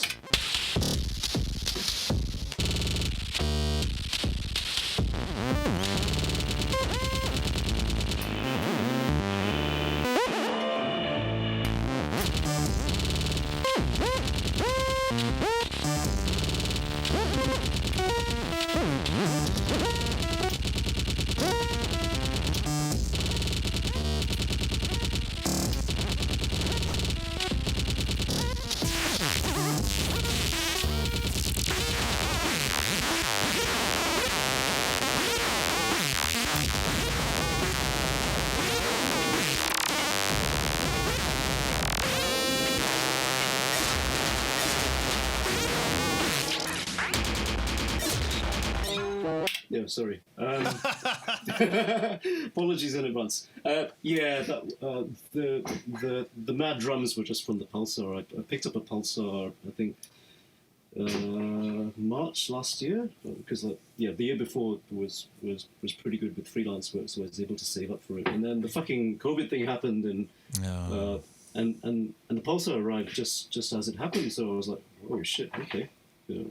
Anyway, so yeah, I spent a few months just trying to get my head into it, and eventually managed to get a live set going with it. Did like a couple of streams. I think one stream, the first one, the second stream was on your series, More Kicks, I think it was, wasn't it? Yeah. Yeah, I remember getting a bit too drunk and then shouting at silly levels when I was opening a fridge, and then mic levels were a bit all over the place after that, so I do apologise. But those were good days. Yeah, well, there's still booze here, so I mean, like it's been a little bit difficult to decide where to go with More Kicks Than Friends, because we're kind of, you know, as we're now. So actually, in I think on the 11th will be like a year since the first one.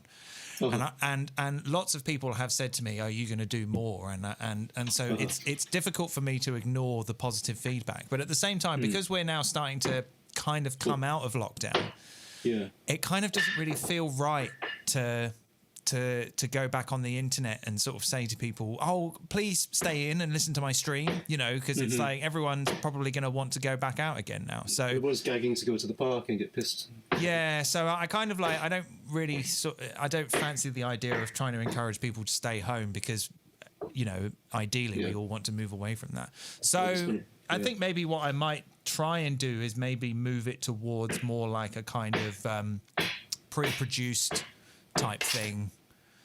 Something along the lines of what we're doing right now, then maybe interjected with like some nicely pre-recorded live performances, like nicely edited together, more like a kind of like a premiere. Yeah, like a premiere, like a TV show that goes out and get them all done ahead of time and release them every couple of weeks or something. But it's still like loads of work, so I don't know. Sure. But. Yeah, I don't know. One thing which I've seen people do recently, well, specifically one techno dude was he's managed to sort out a way where it's possible to synchronize DAWs between locations. So he's like jamming from his studio in Holland and he's jamming up together with someone who's synced up, say in Birmingham or in the USA or something, with very little latency. So I don't know whether online jams might be something to consider. It's a whole other level of faffery, obviously.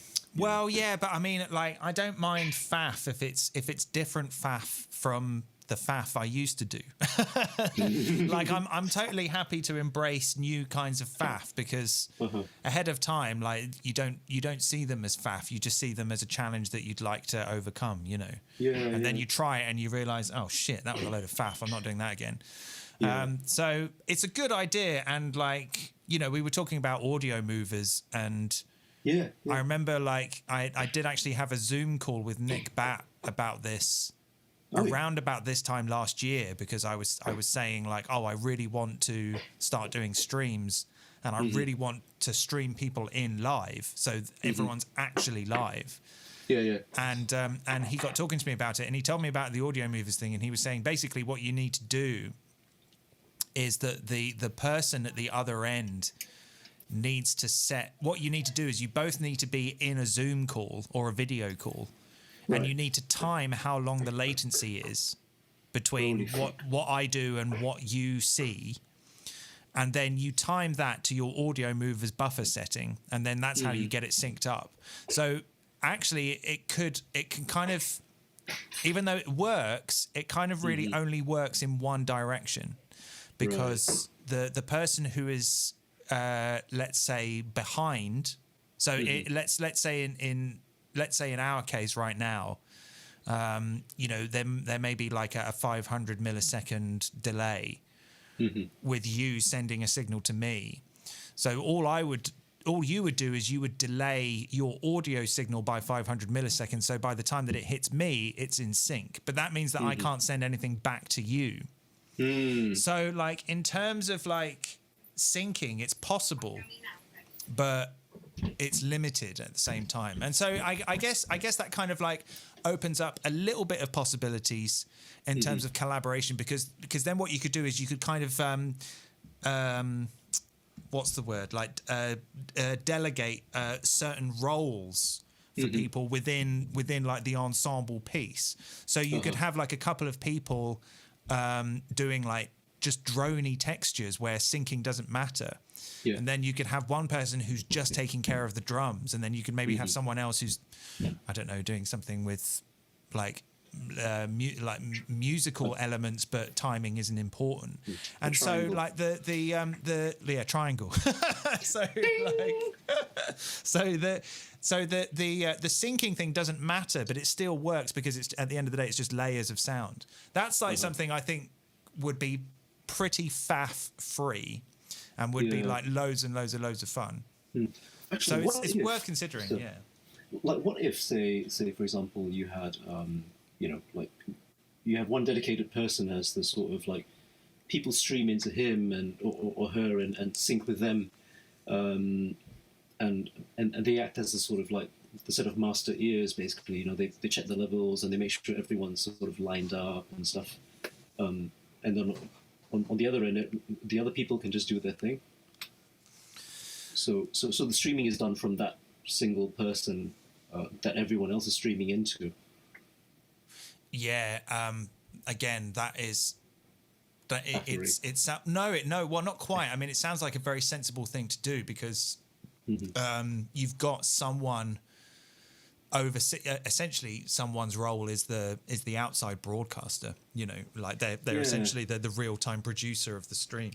Because they can keep an eye. I mean, especially in something like OBS where you can have multiple sources within a single scene. You've got control over each individual's levels, you know, which means that the person at the other end doesn't really need to worry about that. I mean, I guess it kind of gets a little bit difficult in terms of like feeding back to people. So as much as you could be there making all kinds of ambient droney noise and I'm here doing a load of crazy beats, as much as they might sound nice together, it's possible that I can't hear you and you can't hear me. So there's no feeding off each other. It's essentially four people in their own worlds all mixed together. And whilst it might sound nice, it might not be a particularly fulfilling experience for everyone involved. You're not bouncing off each other as such. You're not bouncing off each other, and you know, there's no kind of like cues from each other in terms of like where to take it. You know, if doing improvised jams with people is your thing, then you worry about these things. You know, you start to think like, you know, where is this going? Like you start looking around at people for cues or validation. And like, validation. Yeah, like is anyone actually listening? I mean, if no one's listening to what you're doing, then it doesn't matter.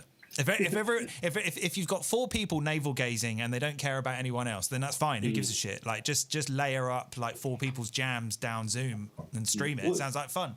But if in terms of like giving the performers a nice experience, then I think there's maybe still a little bit more to do. I guess an option would be to set up a second call on a separate service. So maybe like everyone, so everyone streams down Zoom, but they're monitoring each other on WhatsApp or on FaceTime or something like that, so that they've got a rough idea of what the other person's doing, even though it's not crystal clear. There's maybe a visual, so everyone can hold up cards to each other and go, you know, okay, not okay, or something. So they could technically, like, I see what you mean. So they could even just even if it was something like a 4G connection on a phone or something, they could at least hear the overall thing and then switch back to what they're doing, kind of thing. Yeah, I mean, I'm sure people have done this. Like, I think it's just I've not been paying attention, but there must be people out. I mean, we've been in lockdown for 13, 14 months. Like, someone's bound to have worked out a way to do this. But it's a cool idea, depending on where things go moving forward. But like, I was kind of like to start with, when I started doing the streams, I kind of joked to myself that I wanted it to be kind of like a rave kind of Eurovision Song Contest, where it was just like just jumping to like various points around the world and people would start playing, you know, and they were live, and then we could have like a little bit of a chat afterwards or something, and then I could give them points.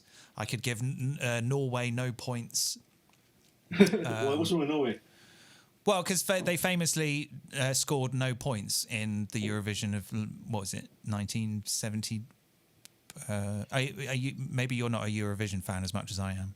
I haven't actually followed.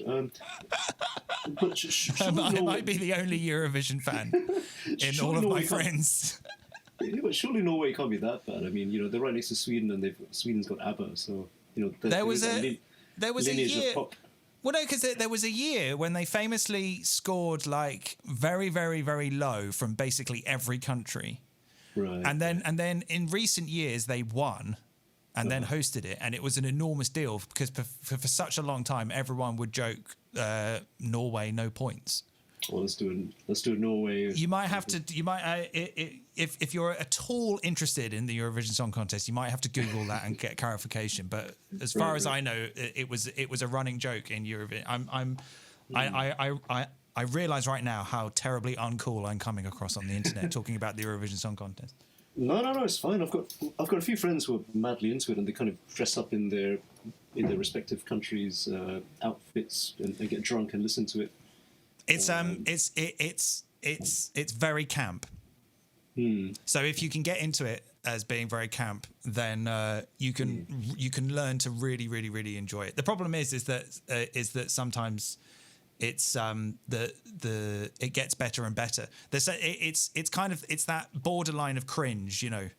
It's like, but it's self-aware of how cringe it is. That's why it's kind of camp, you know. So it's like, and it's doing it anyway. But at the same time, what's impressive about it, obviously, is the broadcasting feats that they overcome by making all these connections with people, you know, in Europe, which is, you know, not a big continent, but still big enough that it would be hard. But so More Kicks Than Friends, unfortunately, did not become the Electronica Eurovision Song Contest. But I think we just need to up our game a bit. That's all. Yeah, I mean, it's hard with all this bandwidth. Like some people have got 500 megabyte upload speeds. And then there's me, and I've got 3. You know, it's just there's no kind of the standards are different depending on people's locations. You know, so there's no guarantee of quality. Yeah, it's pretty mental, to be honest. Last year, I sat in on this conference for online teaching because that's the other thing that I do. And there was this professor from the University of Norway. It's a university that comprises of I think 3 different sites or 4 different sites scattered across the country. You know, it's a pretty big country for a small, thinly spread population. And he was saying that they literally have online classes where you get half the class are in one city, half the class are in the other city, and the lecture is just delivered. There was also another guy who was, I think he worked in concert events or something, and similarly, they've got stupidly fast fiber down there. And the guy was saying, they've got these classical music venues where, there's a few performers in one venue, a few performers in a similar venue in a different city, and the crowds are quite spread out as well. So lights off. There's so little latency between the performers that it seems as if everyone's in the same space, and it's only when the lights come back on that you realise, oh shit, half the orchestra's not even here. What they also do is they also pipe the applause between venues as well. So it's pretty amazing what you can do with fuck tons of money, basically. Well, money and determination. Yeah, I mean it's. Yeah. I mean it's so. It is really cool. I mean, the fact that particularly with music, especially in the last year, I've realized how much that not only how much that musicians are actually just more than that. They're not just musicians. They're entrepreneurs, and they're broadcasters and video editors and web designers and all this sort of stuff. But just the fact that they can't really be beaten by the limitations of not being able to. I mean, obviously, there are some musicians that weren't able to work, and that's really sad. Musicians who play in bands and stuff, and or freelance gigging musicians, session musicians, and that's that's really tough. But at the same time, there was an enormous renaissance for people stuck in their bedrooms with all their synthesizers. It's I can get I can get my phone out and I can stream a gig, and it was giving them more motivation to do better. It's I mean, I was thinking I sometimes go through these patches where I get very frustrated if I'm not doing enough gigs. I kind of think I'm never gonna, I'm never going to be able to take anything anywhere if I'm not playing live enough. Yeah, gigs are the sort of validation, sort of well, they are, people, people are going to take your music more seriously if they hear it in a loud environment, with lots of people, and you're going to take yourself more seriously if you have that experience. But sometimes you just don't need that. Sometimes you can just go on the internet and then suddenly 100 people are watching me and they're all giving me fruit emojis and and it's actually it's not so bad at all. So I mean I think that, like, with the exception of musicians who obviously have been out of work, and people in the entertainment industry and the festival industry, the catering industry, and all that sort of stuff that obviously can't do the festivals or whatever, it's very different. But I think for a certain niche of musicians, I think it's been a really good thing for them, like a really good thing. True. I mean, during the lockdown, I did find that I kind of, because like traditionally, I've always used gigs as a sort of like bottleneck panic event to sort of get things in order for like setups and live sets and DJ sets and so on. So during the lockdown, I found that doing a few streams really helped. Like you have the sort of like panic that you get at a gig where you have to deliver something, even though there's no venue going on. I think also with streams it's kind of different because in some ways streams are a bit less forgiving as well, because like if say for example you're playing in a venue in a gig, but people are possibly drunk, they're sort of like trying to point each other, whatever. If something goes wrong, everyone goes, "Way!" Yeah, pretty much. If there's a little mistake, then you can kind of smile and people know that it's a mistake. It's like when someone knocks over a broken glass, everyone goes, "Whoa!" Yeah. But on the internet, you haven't got that at all, have you? It's just silence. Yeah. Well, that, and also like, any fuck ups that you do on your stream just get archived and then they get scrutinized and hundreds and hundreds of times, and they're like, oh, there was that second, like 32.1 seconds when you did that. It's like, fuck off, mate. And there's like someone in the YouTube comment like timestamps the exact moment as a comment. This one. But like, I mean that didn't really. Excuse me, that didn't really happen a huge amount on my streams. Like the response was always quite nice, and the response was always very real time. Yeah. Well, I mean, you've got characters like Jez North performing, so I think people know what to expect. Yeah, I think I think people were like, even though there were I really just wanted to keep it like as broad as possible. So 1 minute, and I do really like the idea of being very high contrast with the shift in tone on how I curate things. So like 1 minute it might be like a very highbrow, very serious, very chin strokey. Yes, very like high quality electronic music, and then suddenly bang, it's like a guy in a balaclava in an elevator.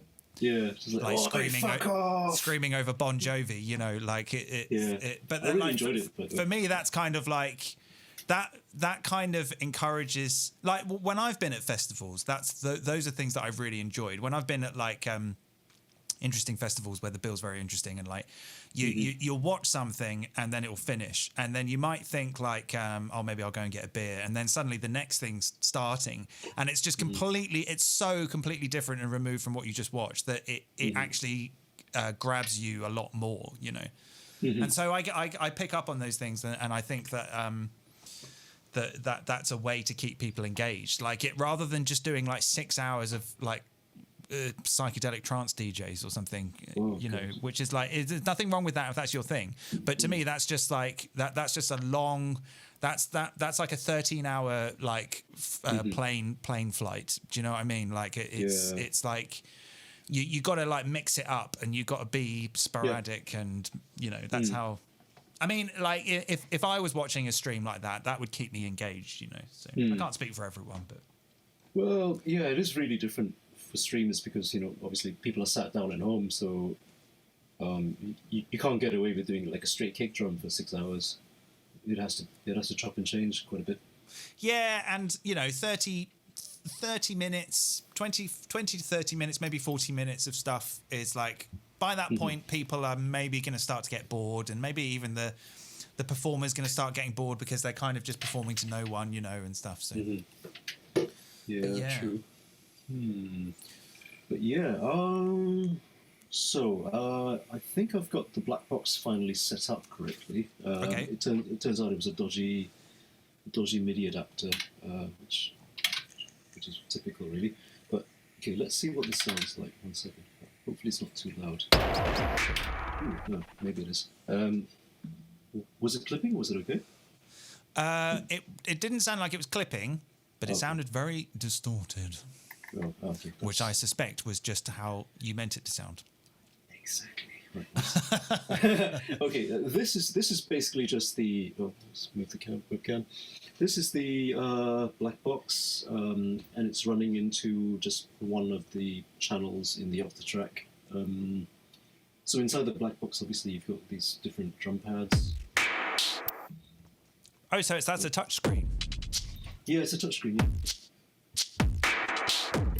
Yeah, it's fairly decent. So yeah, these are just single drum hits, and then there's a few like longish audio loops, which are these, which I've prepared beforehand. So there's like some 303 stuff, some pulsar stuff, and then there's some stuff even from the Force. I just ran it through loads of like weird stereo macro shit things, so it kind of flies around a bit. And then that goes into here, which is this channel. Oh, actually, here's another thing. On the sequencer page, with a black box, you've got these, like, it's a bit like a MIDI sequencer, basically. If you go into each note. Oh, wow. It's pretty cool. In the new firmware, they've got this really cool feature whereby every single note here can be assigned probability. So you've got this from 0 to 100, which is pretty cool. So you can have one loop which doesn't sound that boring because it's always changing a bit. That's a MIDI. Is that a MIDI sequence for the clip that's in that slot on there? Is that kind of how it works? Well, these notes here basically are assigned to some of the drum hits here. So like 1, 2, 3, 4, 5, 6, 7. Yeah, just 7 drum transients. That's it. All the others are loops.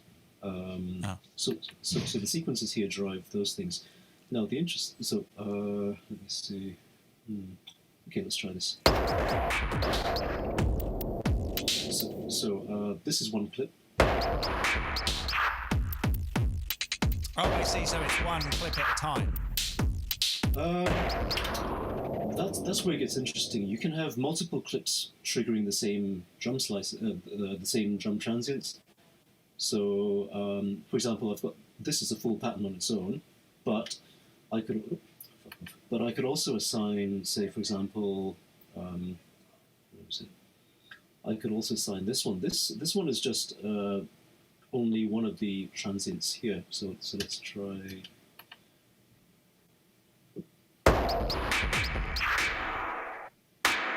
Yeah, this is only the snare.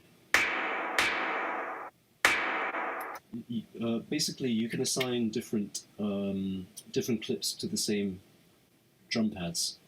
So it gets interesting because these clips can have different time signatures. Like this is 4/4. That could be 3/4, for example. So the drum slices actually drift. Okay.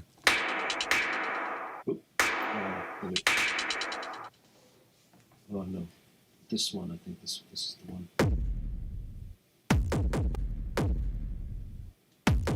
So when you have that layered over, say, this one,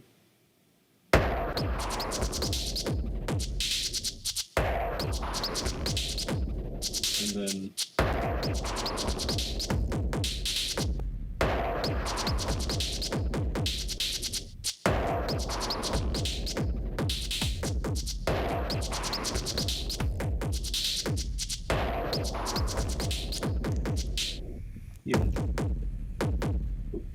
the other nice thing with this is you've got this page where you can selectively mute the drum pads as well. So this is just the kick on its own, and then the snare.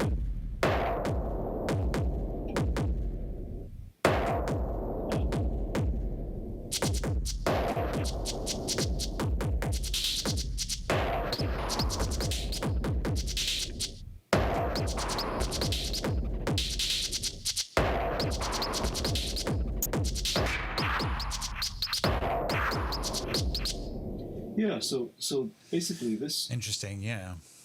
This works really well with the Octatrack because it's just another set of interface that you can play with, and you can improvise on this whilst getting the Octa to do something else.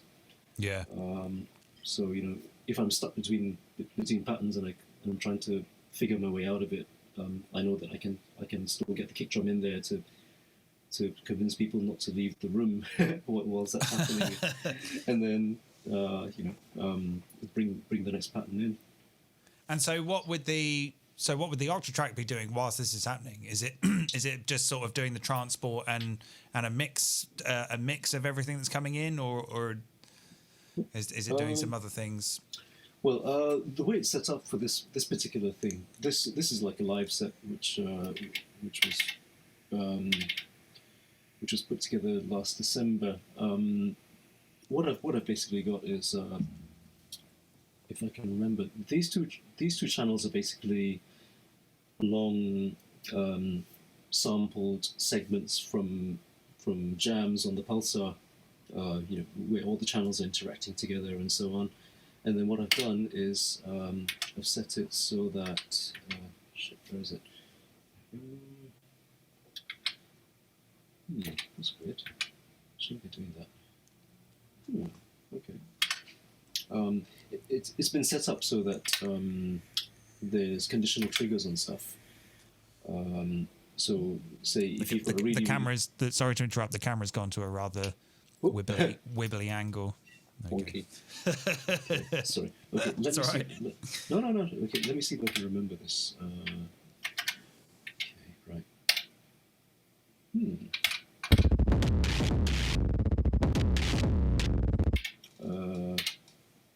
actually know what that is.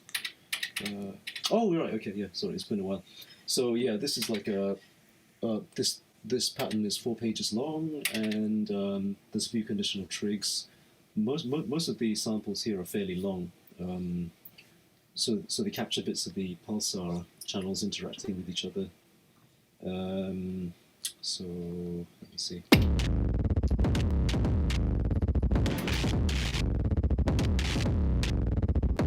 I like that kind of cascading kick drum type sound. Oh yeah, that's sort of like it kind of like it's a bit farty, like it's sort of, for want of a better term, it kind of like it's sort of very Larry. Yeah, it kind of like has a satisfying sort of physicality to the tail, like a kind of.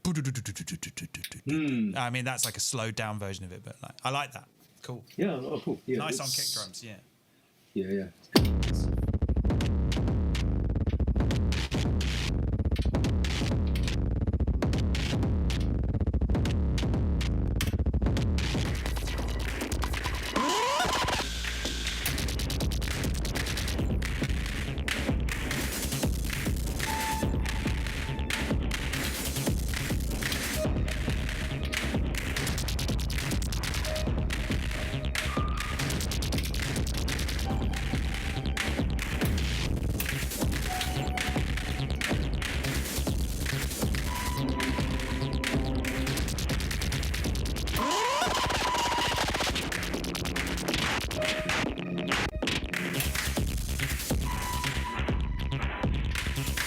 I can't quite remember what all this is, to be honest. Well, that's the Octatrack for you, and that's kind of a microcosm for the Octatrack for me. Yeah, it's that like I can't remember what I was doing. Like you kind of like you get into a sort of a very unique and circumstantial flow of consciousness to that moment that you're using it, where it works, and then you go away and you come back and you turn it on and you're like, what on earth was what was I doing? Like I can't, what on earth? Yeah, pretty much. I mean, do you find yourself like drawing fucking like diagrams or at least like this channel?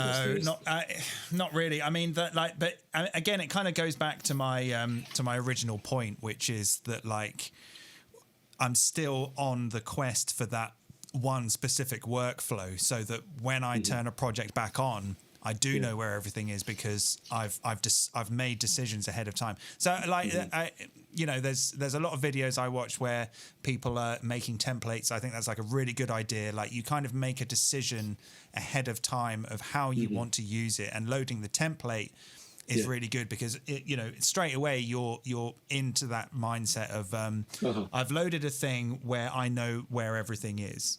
Yeah. And whereas I still haven't done that yet. I did try like having like several different types of templates that were like, this one's for processing incoming audio, this one's for triggering breaks or whatever, and this one's more for one shots. But even then, like because they're all so incredibly different, it's hard for me to remember what I was going for, what my motivation was. So I do tend to find that I can usually remember it again after like a couple of hours of jamming on it. So if I've spent ages on a different setup, for example, I can still recalibrate my own memory about it if I just practice the previous setup or whatever it is. But yeah, just it's a bit less transparent than say having all the clips on the screen like you do with Ableton, for example. Yeah, I mean that I was just about to say that similar sort of thing. Like all of the concepts, the workflow concepts are all buried beneath the surface, whereas with Ableton, you can open an Ableton set and you can kind of go, oh yeah, I can see what I was doing here, because it's all there on the screen. And, that's a lot to ask of something like this. I mean, I think it's a lot to ask of any kind of hardware, especially one that is like, you don't really have much going on with the screen, and it's more about interacting with it physically. But it is sort of like, there's no kind of clues really. It's you kind of have to really remember where you are, and I think that might be tricky if there's some alcohol involved or or no lights. I mean, this is the thing that this is absolutely why, and maybe you might be able to appreciate this. This is why I think that the Mark II was a step in the right direction, because I was so close when the Mark II came out. I was very close to thinking like, oh, I'll buy a secondhand Mark I because it'll be cheap, and it's basically the same machine. But I'll tell you what, like, I don't think I could possibly go back, because all of this like LED this color feedback is like so good. I think it would be kind of quite nice to have like maybe. So yeah, I mean when you're in like chromatic mode, you've got some feedback here. So the octaves are yellow, the black notes are red, etc. But slots and slices, they're both green. And there are more colors here, because when you turn it on, there's some purple. Did you see that when I turned that? Look, there's purple in here somewhere. Look, I'll do it again. Look down here, it's purple. There was some purple. There's purple in there. So maybe you could give us a page where the buttons are purple, so that I know that if I'm on that page, then it's like, I'm on the slices page because the trigs are purple, And it's just things like that. I just kind of think like small things. There's stuff in there that you're not using that you could use that could just make for a much nicer user experience. Yeah, one thing I've encountered before was sometimes if you're on stage, you have like red stage lights. And that instantly makes all these red LEDs fucking invisible. So you really have to fucking remember where you are in the structure, because you literally don't even have those LEDs to tell you. I think that like those types of things are important. And as much as I think that this was a step in the right direction, I think there's still something. Like, I mean, with the new firmware, they introduced this white stop button. And I can't remember what color it was before. I don't know if it was yellow or something, but it's like there is some. They're already trying it. They've changed the color of a button, so they could change the colors of other buttons. Like, the page thing as well. There was like a thing where I think they've changed it now in the new firmware, so you can actually see what page you're on. Oh no, the page counter is a different color to what page you're on or something. Right. Whereas before it was just a slightly dimmer shade of red. It's just it's like sometimes I just think that like someone who's working in there is either out of their depth or is just they're just not telling them things. Yeah, It's like everyone wants different coloured LEDs. Can you put it in? Yeah, I mean, I suppose I could, but I don't. No, I'm not. Okay. Yeah. It's like, I imagine that's the kind of conversations they have. It's like, we want to put this in. Yeah, no. Okay. Right. So you have this in-between kind of result. Yeah. Interesting company. Funny company. Yeah, it is. I mean, have you met the guys before? Have you met Cenk? Have you met like S, for example? I've not met any of them. No, not at all. No. I mean, I really know like nothing about the company at all, other than I mean, this is this and the Digitone, which I've now sold, are the only two things that I've ever had really. But I mean, I do get the impression that there is something a little bit that's being left behind with this, where it's kind of like they've got to a point where I don't think they could really do anything to it unless they build an entirely new machine, which I think is probably what's going to happen. And I think like if I could be so bold as to make predictions, I think that it would be something like another sampler, but with like streaming audio from the computer. So they'll be like Overbridge, but in reverse. So you'll be able to like stream multi-track audio from your computer to the 8 tracks, and then do all the kind of stuff that you can do with it with like using the recorder trigs, recorder buffers and stuff. That's the kind of direction I could see that going in. And the MC707 is kind of going in that direction already, albeit in like, so they've kind of got their own version of they've kind of got their own version. They've kind of got their own version of Overbridge at the same time. So you can go USB into your computer and stream the 8 tracks into the computer separately. So I mean, this is actually it was only just the other day I downloaded the driver. And there's actually a 20 in audio interface on this. And that is like, and I was trying to work out what it was. I was thinking, okay, so it must be like the 8 channels, the master channel, but then on the back, which I can't really show you, but like on the back of the unit, there is there's 2 inputs, and there are 2 return inputs as well. So there's, even though that all of the I/O is down USB, so it's kind of virtual multi-track, there's a ridiculous amount of streaming options here. I don't think you can stream the audio back to the unit, which I thought would be really cool. So if you could have Ableton up and you could have your 8 tracks in Ableton coming in, and then use like the effects on here. But I really think that's like that if they did do a Mark III or a new machine that was very heavily involved with sampling and effect processing of external audio, that they've got to introduce like streaming down USB, I think. So like you could think of it as like doing the thing with the static machines, but it's streaming audio from your computer. That is and like if they don't do that, then whatever. But like I'll be surprised if that's not what they're thinking about, you know. Yeah, we'll see. I mean, I would be happy with just more controls and less diving, to be honest. I know that there's only so much only so much interface real estate that you've got anyway, so it might not be very realistic to. But like look at the Polyend tracker. Look at the size of the screen on that.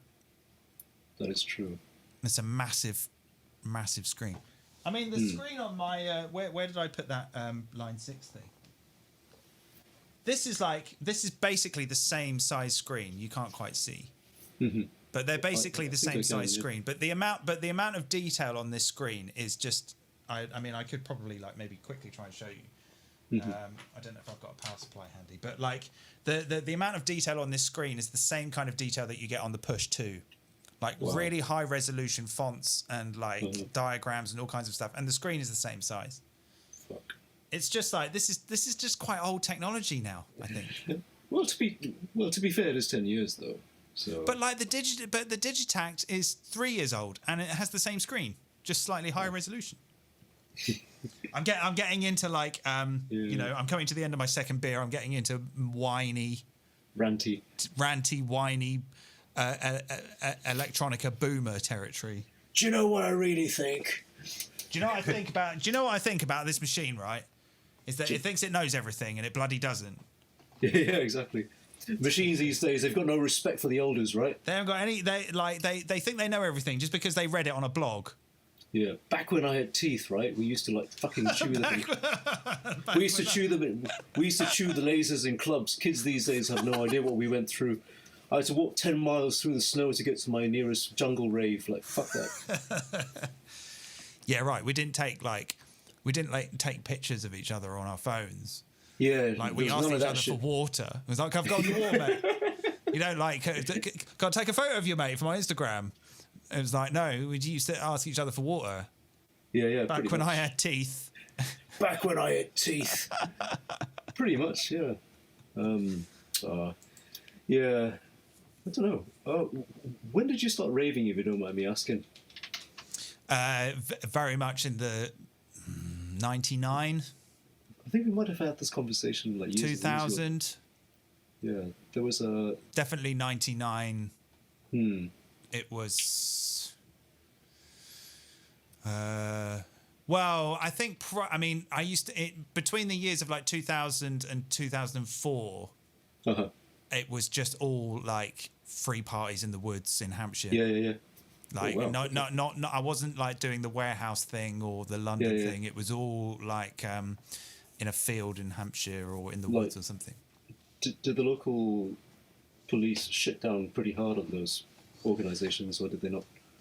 No, not really. I mean, I had a friend. He's actually passed away now, but like I had a friend at the time who bought a rig. He had this really nice Mackie rig, and so me and him and a bunch of my mates at the time, we were kind of.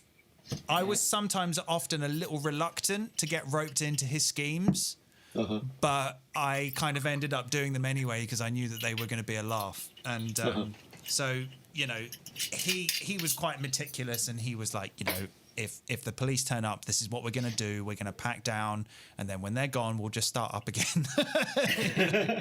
or there would be like a backup site. There would be like a backup site where it was like, okay, if we get shut down, then we're just going to move to this site and we'll go from there. But most of the time, like they were so small, you know, it was like 50 people. We're not talking like thousands of people like around the M25 in 1988 or whatever, you know, like Castle Morton. Yeah, like these were like tiny little things, and like often they would just they would just turn up to just make sure that like nothing unpleasant was going on. But I would say there were less times that they got shut down. Yeah. Often they would go on until 6 a.m. or something. So. Yeah, I guess, you know, if it's a small number of people or whatever, then maybe it's just better to let it fizzle out than, you know, move in. But yeah, I don't know. I was actually out in Asia at the time, so I was reading about rave culture in the UK, but I didn't get here till about 97, I think, and that was straight into uni. So I was busy doing this fucking biology degree, so the time was pretty much just used up. And there was no time to be out in the fields too much. Although I did go into London quite a bit. It was just like a 40-minute train ride. So yeah, well, I mean, you've told me about all the sort of reflex nights and stuff that you went to, and well, mate, that sounds like that sounds like that's something I'm very sad to have missed. Mate, they were fucking sick. Yeah, I can imagine that was just such a good thing to be part of, like the heyday of reflex in the sort of late 90s and that. Yeah, it was great. Like, I think it cost literally £1 or something, or £5 at the most. I'm pretty sure it was £1. It was almost like piss take prices. You know, for £1 you would get in. They would never announce who was playing, but you usually had like Grant and various crew. You know, throughout the night you might get like Square Pusher, Aphex, Avuka, Bogdan, just whoever They would never really say who it was, but it was always good. And it was just all different tempos, all different styles of stuff. It was interesting. Probably the closest thing I ever got to that type of thing was a couple of festivals I went to, like 2000, 2001 in the holiday parks. So there was like the Deadbeat Festival, which I went to a couple of times, and there was one where there was, I think Reflex just basically had one room for the entire day. Uh-huh. And so, yeah, it was all like Bogdan and, suddenly I've forgotten, like DMX Crew, Yee King, Psylob, who I remember really liking, Psylob, yeah, all that sort of like... Mike Dread. Yeah, it was just really good. I remember Aphex Twin did a DJ set at like 2 PM, and it was like he took such a long time to come on, and it was rammed. It was rammed, and all the people who were working there were like, "Why on earth are all of these people coming to see this one person?" Like they didn't get it at all. It was rammed at 2 PM in this tiny holiday park, and I knew that he was going to be late, so I went to go for a shit in the toilet, and he just started as I was having a shit, and I was like, oh damn, and yeah, like he kind of started by playing this like very very slow sort of almost kind of can't really explain it. It wasn't like gamelan, it was just kind of like sort of world percussion stuff. Right. And then in no time at all, it was just like hardcore gabba for about an hour. Like for like 45 minutes, and then everyone was in a really good mood for the rest of the day, because he did up and did that sort of CUNTY DJ thing that sometimes he does, but everyone was up for it, you know. Yeah. So it was, But I mean, that was kind of as close as I got. What was it? They had the Reflex Disco Assault sound system. That was their thing, wasn't it? Yeah.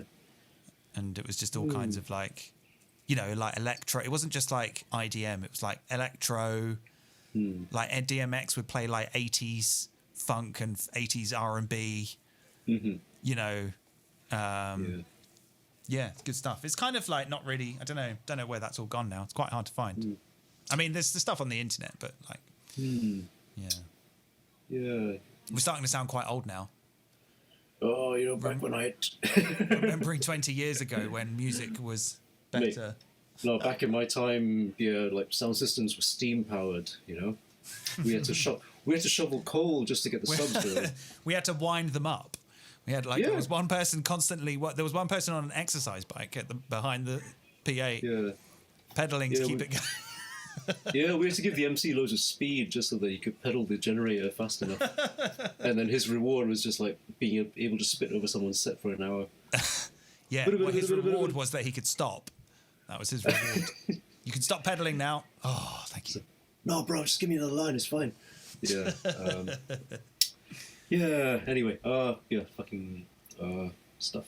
Whatever. Well, I mean, I don't really know what if I've got much else to talk about the Octatrack, really. I mean, like, I kind of like, whilst we've been messing about, sort of just prepared this thing of like getting all the. So this is just like one drum loop sliced up, but I've quantized it so that when the transport's running and I trigger this. Actually, I talked about this earlier, didn't I? But I just. Possibly. It sounded more stretchy when you did it the first time.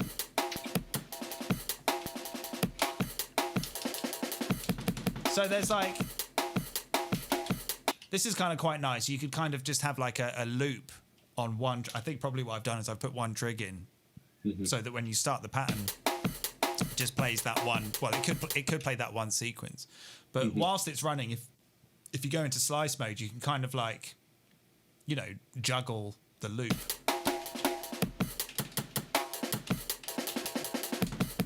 And it's kind of one of those things that if people are that concerned and that they want to come up and see what you're doing, they can see immediately what you're doing and like get a gauge, like gauge like a performance. The connection between connection between like between gesture and sound.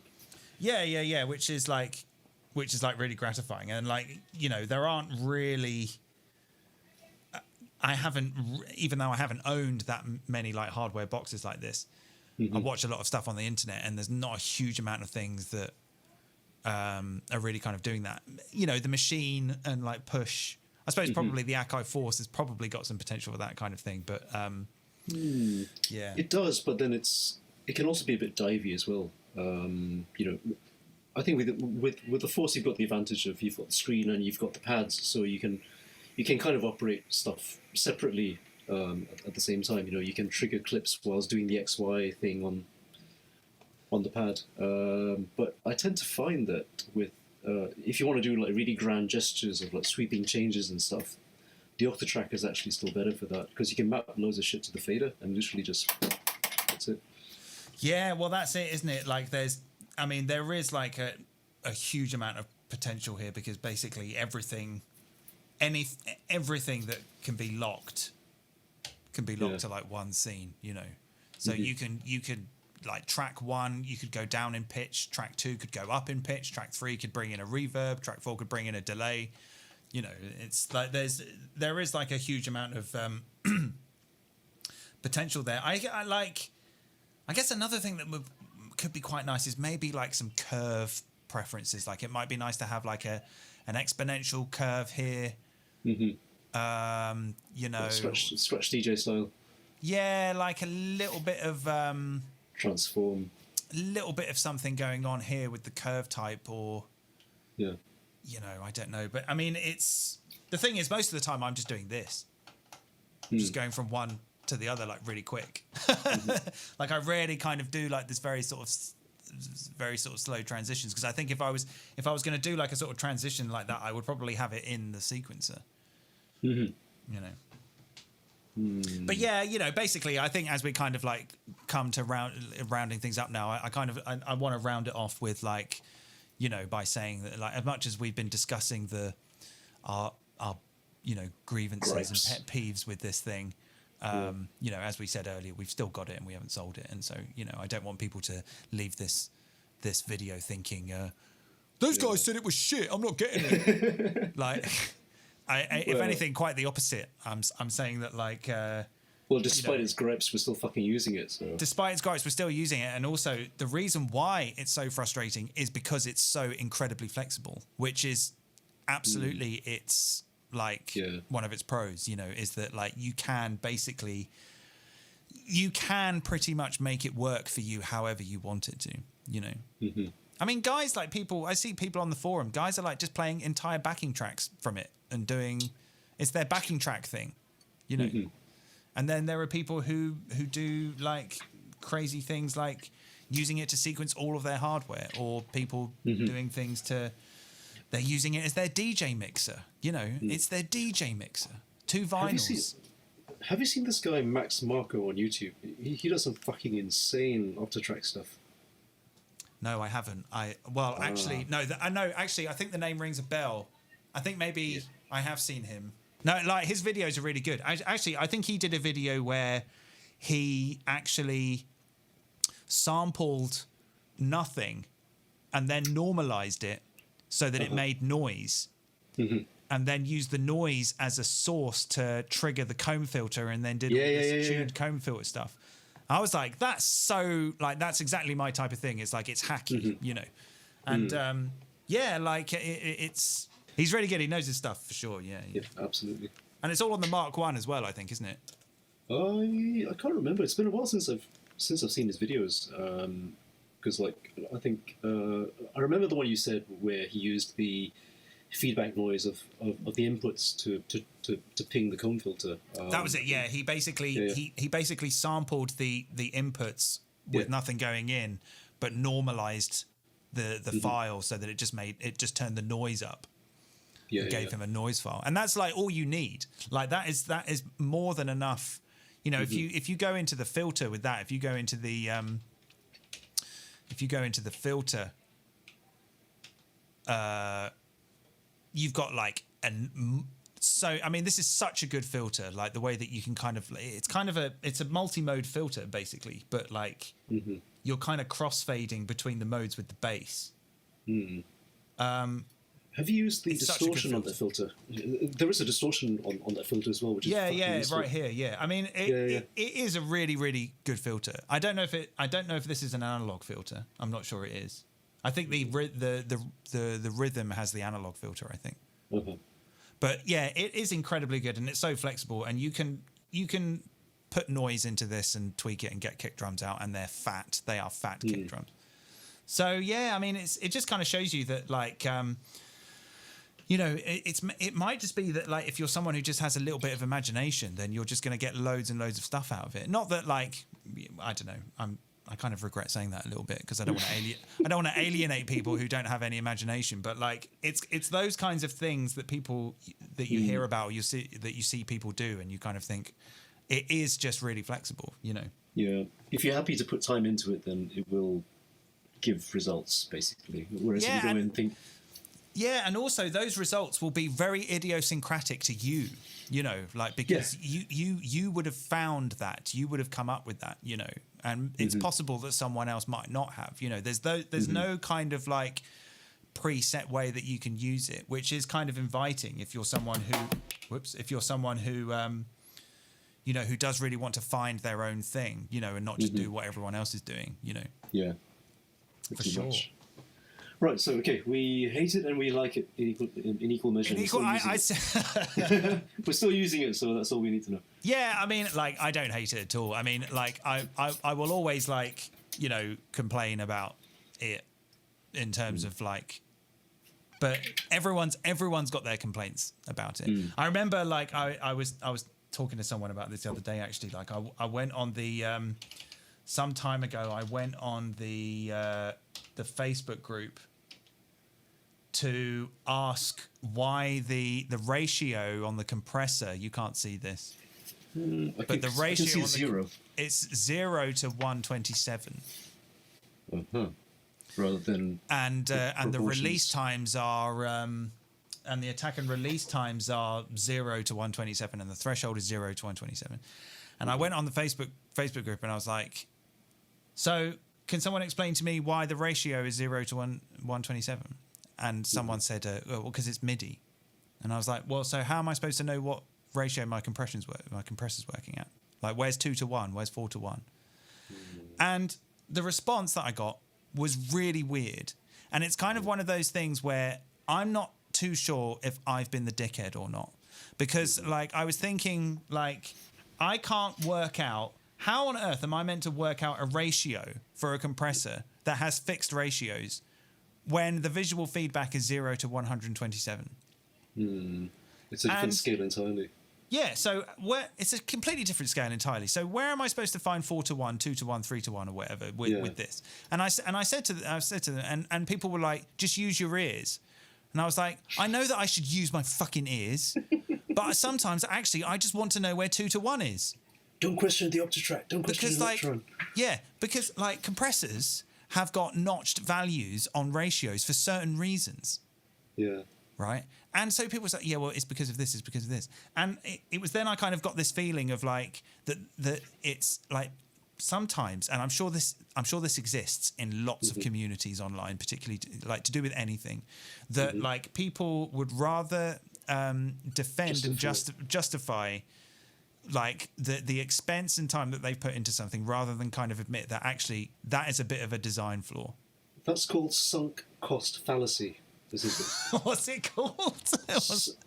Sunken cost fallacy. It's the fallacy of sunken cost. It's like when you've invested enough time or enough energy into one thing, you're kind of committed to it, and there's this inertia which resists changing your method about it because it could be wrong. You know, you've already committed so much time into doing that thing that you're going to continue doing it that way. Well, that's very interesting, isn't it? Because, like, I mean, I was kind of really what I was hoping for from that engagement that I had with these people was that they would go, as I just said, like, yeah, it is a bit weird, isn't it? sorry, or like there's nothing I can do about it because I didn't design it. But instead, what I got was this kind of like this sort of absurd kind of justification or reasoning for why actually this does make sense.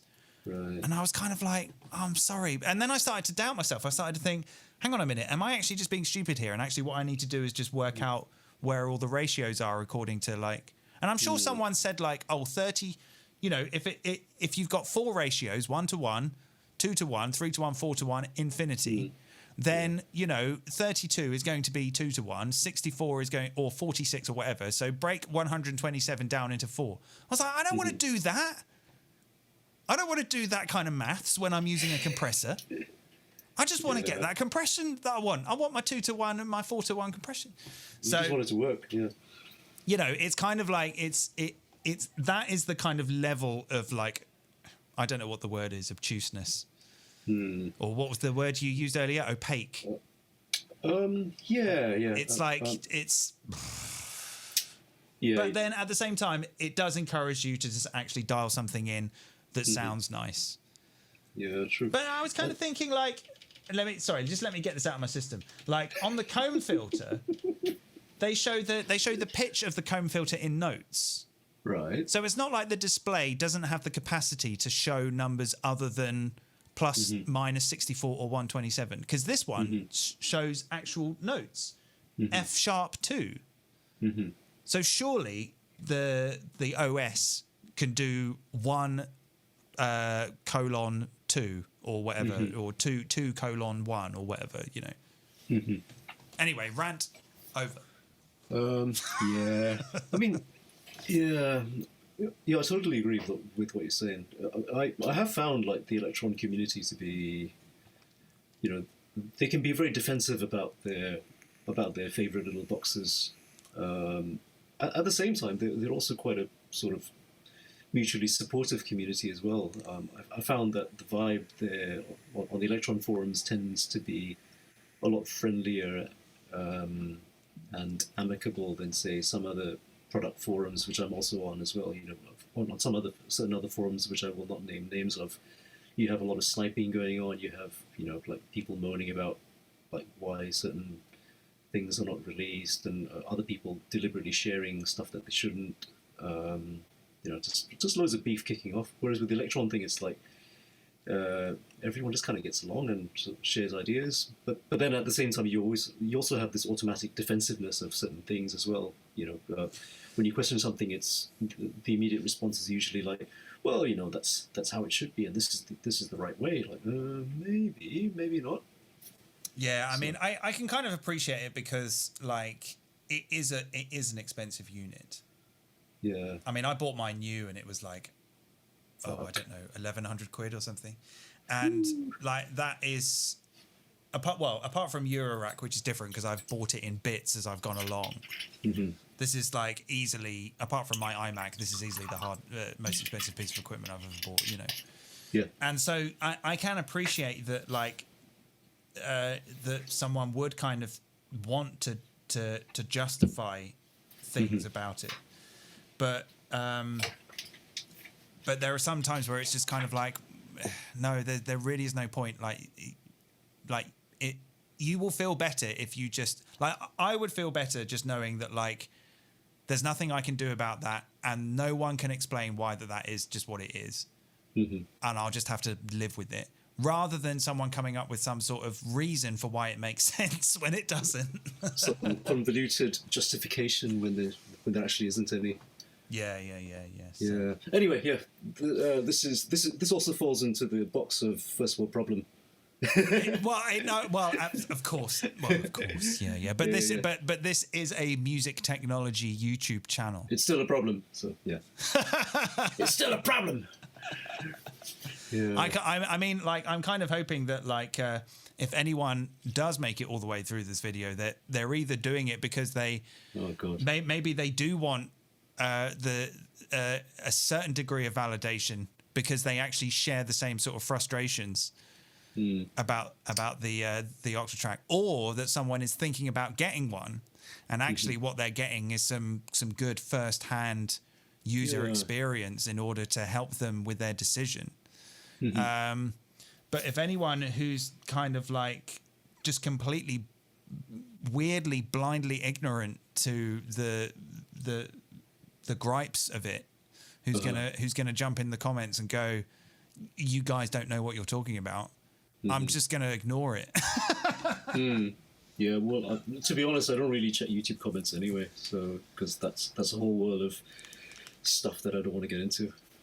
Yeah, well, I mean, it's a little bit different. I sort of go through phases of reading my comments and getting excited by them, getting upset by them, reacting to them, ignoring them, whatever. But I mean, yeah, as we kind of round this off, I think really in conclusion that like, I mean, we've said it a couple of times now, but like, it is absolutely one of the best hardware samplers in the world right now, I think. And so, you know, if you're thinking about getting one, then you won't be disappointed. And, you know, I think like a lot of people maybe are thinking about getting one, having had the Digitact for some time, and they actually want to go a little bit further. Like they get the what's the word? The paradigm of the sequencer. The way it works. Yeah, they get that. And it is like really, you know, it is a really, really good sequencer to get into. But maybe they want to go a little bit further with the sampling and the engine. And, you know, you won't be disappointed. But, just prepared to put time into it. Yeah, be prepared to put time into it. And don't get like, you know, like me, don't get too disheartened if it doesn't happen in the first 6 months or even the first year, you know, because it's, you know, it is quite a lot of work. It could take longer than that. But if you're like 20 years old, you've got loads of time. Yeah, true. That is true. And you still have teeth. And you still have teeth, which is a good thing, because you can eat kebabs and stuff. I mean, I've still got teeth, obviously. Just to be clear, I can still eat kebabs as well. You can still chew the lasers. Yeah, exactly. When venues open up, you know exactly where I'll be. I'll be standing in the path of the light, just going sorry. Yeah, well, okay. Yeah. So that's...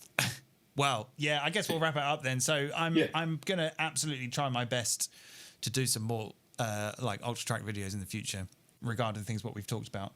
But for now, thank you very much for taking part in this, whatever this is. I don't know what it is yet. I'm thinking of calling it Octatalk. Yeah, good. But I don't know. Maybe it might be like a More Kicks Than Friends podcast or something. I don't know. But like, but yeah, I will have to do it again. Maybe perhaps about something different or something. But absolutely. Yeah, I could probably moan about the Akai Force next if you want. You probably could. Yeah. I mean, it like I suppose like. Maybe what I should start doing is inviting people on to complain about their stuff. Maybe that's what this niche new thread of content could be about. Is like rather than people going, "This is how I use my stuff." It's like, you know what I really hate about this? It's this. It's the ratio. It's the ratio on the compressor. It could be like a sort of voluntary customer service rant line. It could be, yeah. Like, just like, these cables are fucking shit. Like a kind of music tech rant ASMR. Like people kind of complaining about what they hate about their equipment. That could maybe. Well, we could even broaden it to kitchen appliances as well. Because I've got this fucking shit blender, right? Like, the fucking lid doesn't. Oh, mate, you don't know half of it, man. Fucking. We could put the Octatrack on top of it. That'll keep the lid down. It's heavy enough, definitely. Right, it's giving me ideas. Okay, cool. Thank you for having me on, and thank you to whoever's made it this far. Apologies in advance, obviously. Well, apologies at the end, I suppose. As well, and we'll see you at some point in the future, I guess. All right, I guess we'll wrap it up there. So, nice one. Bye, everyone. Okay, bye-bye. See you in a bit.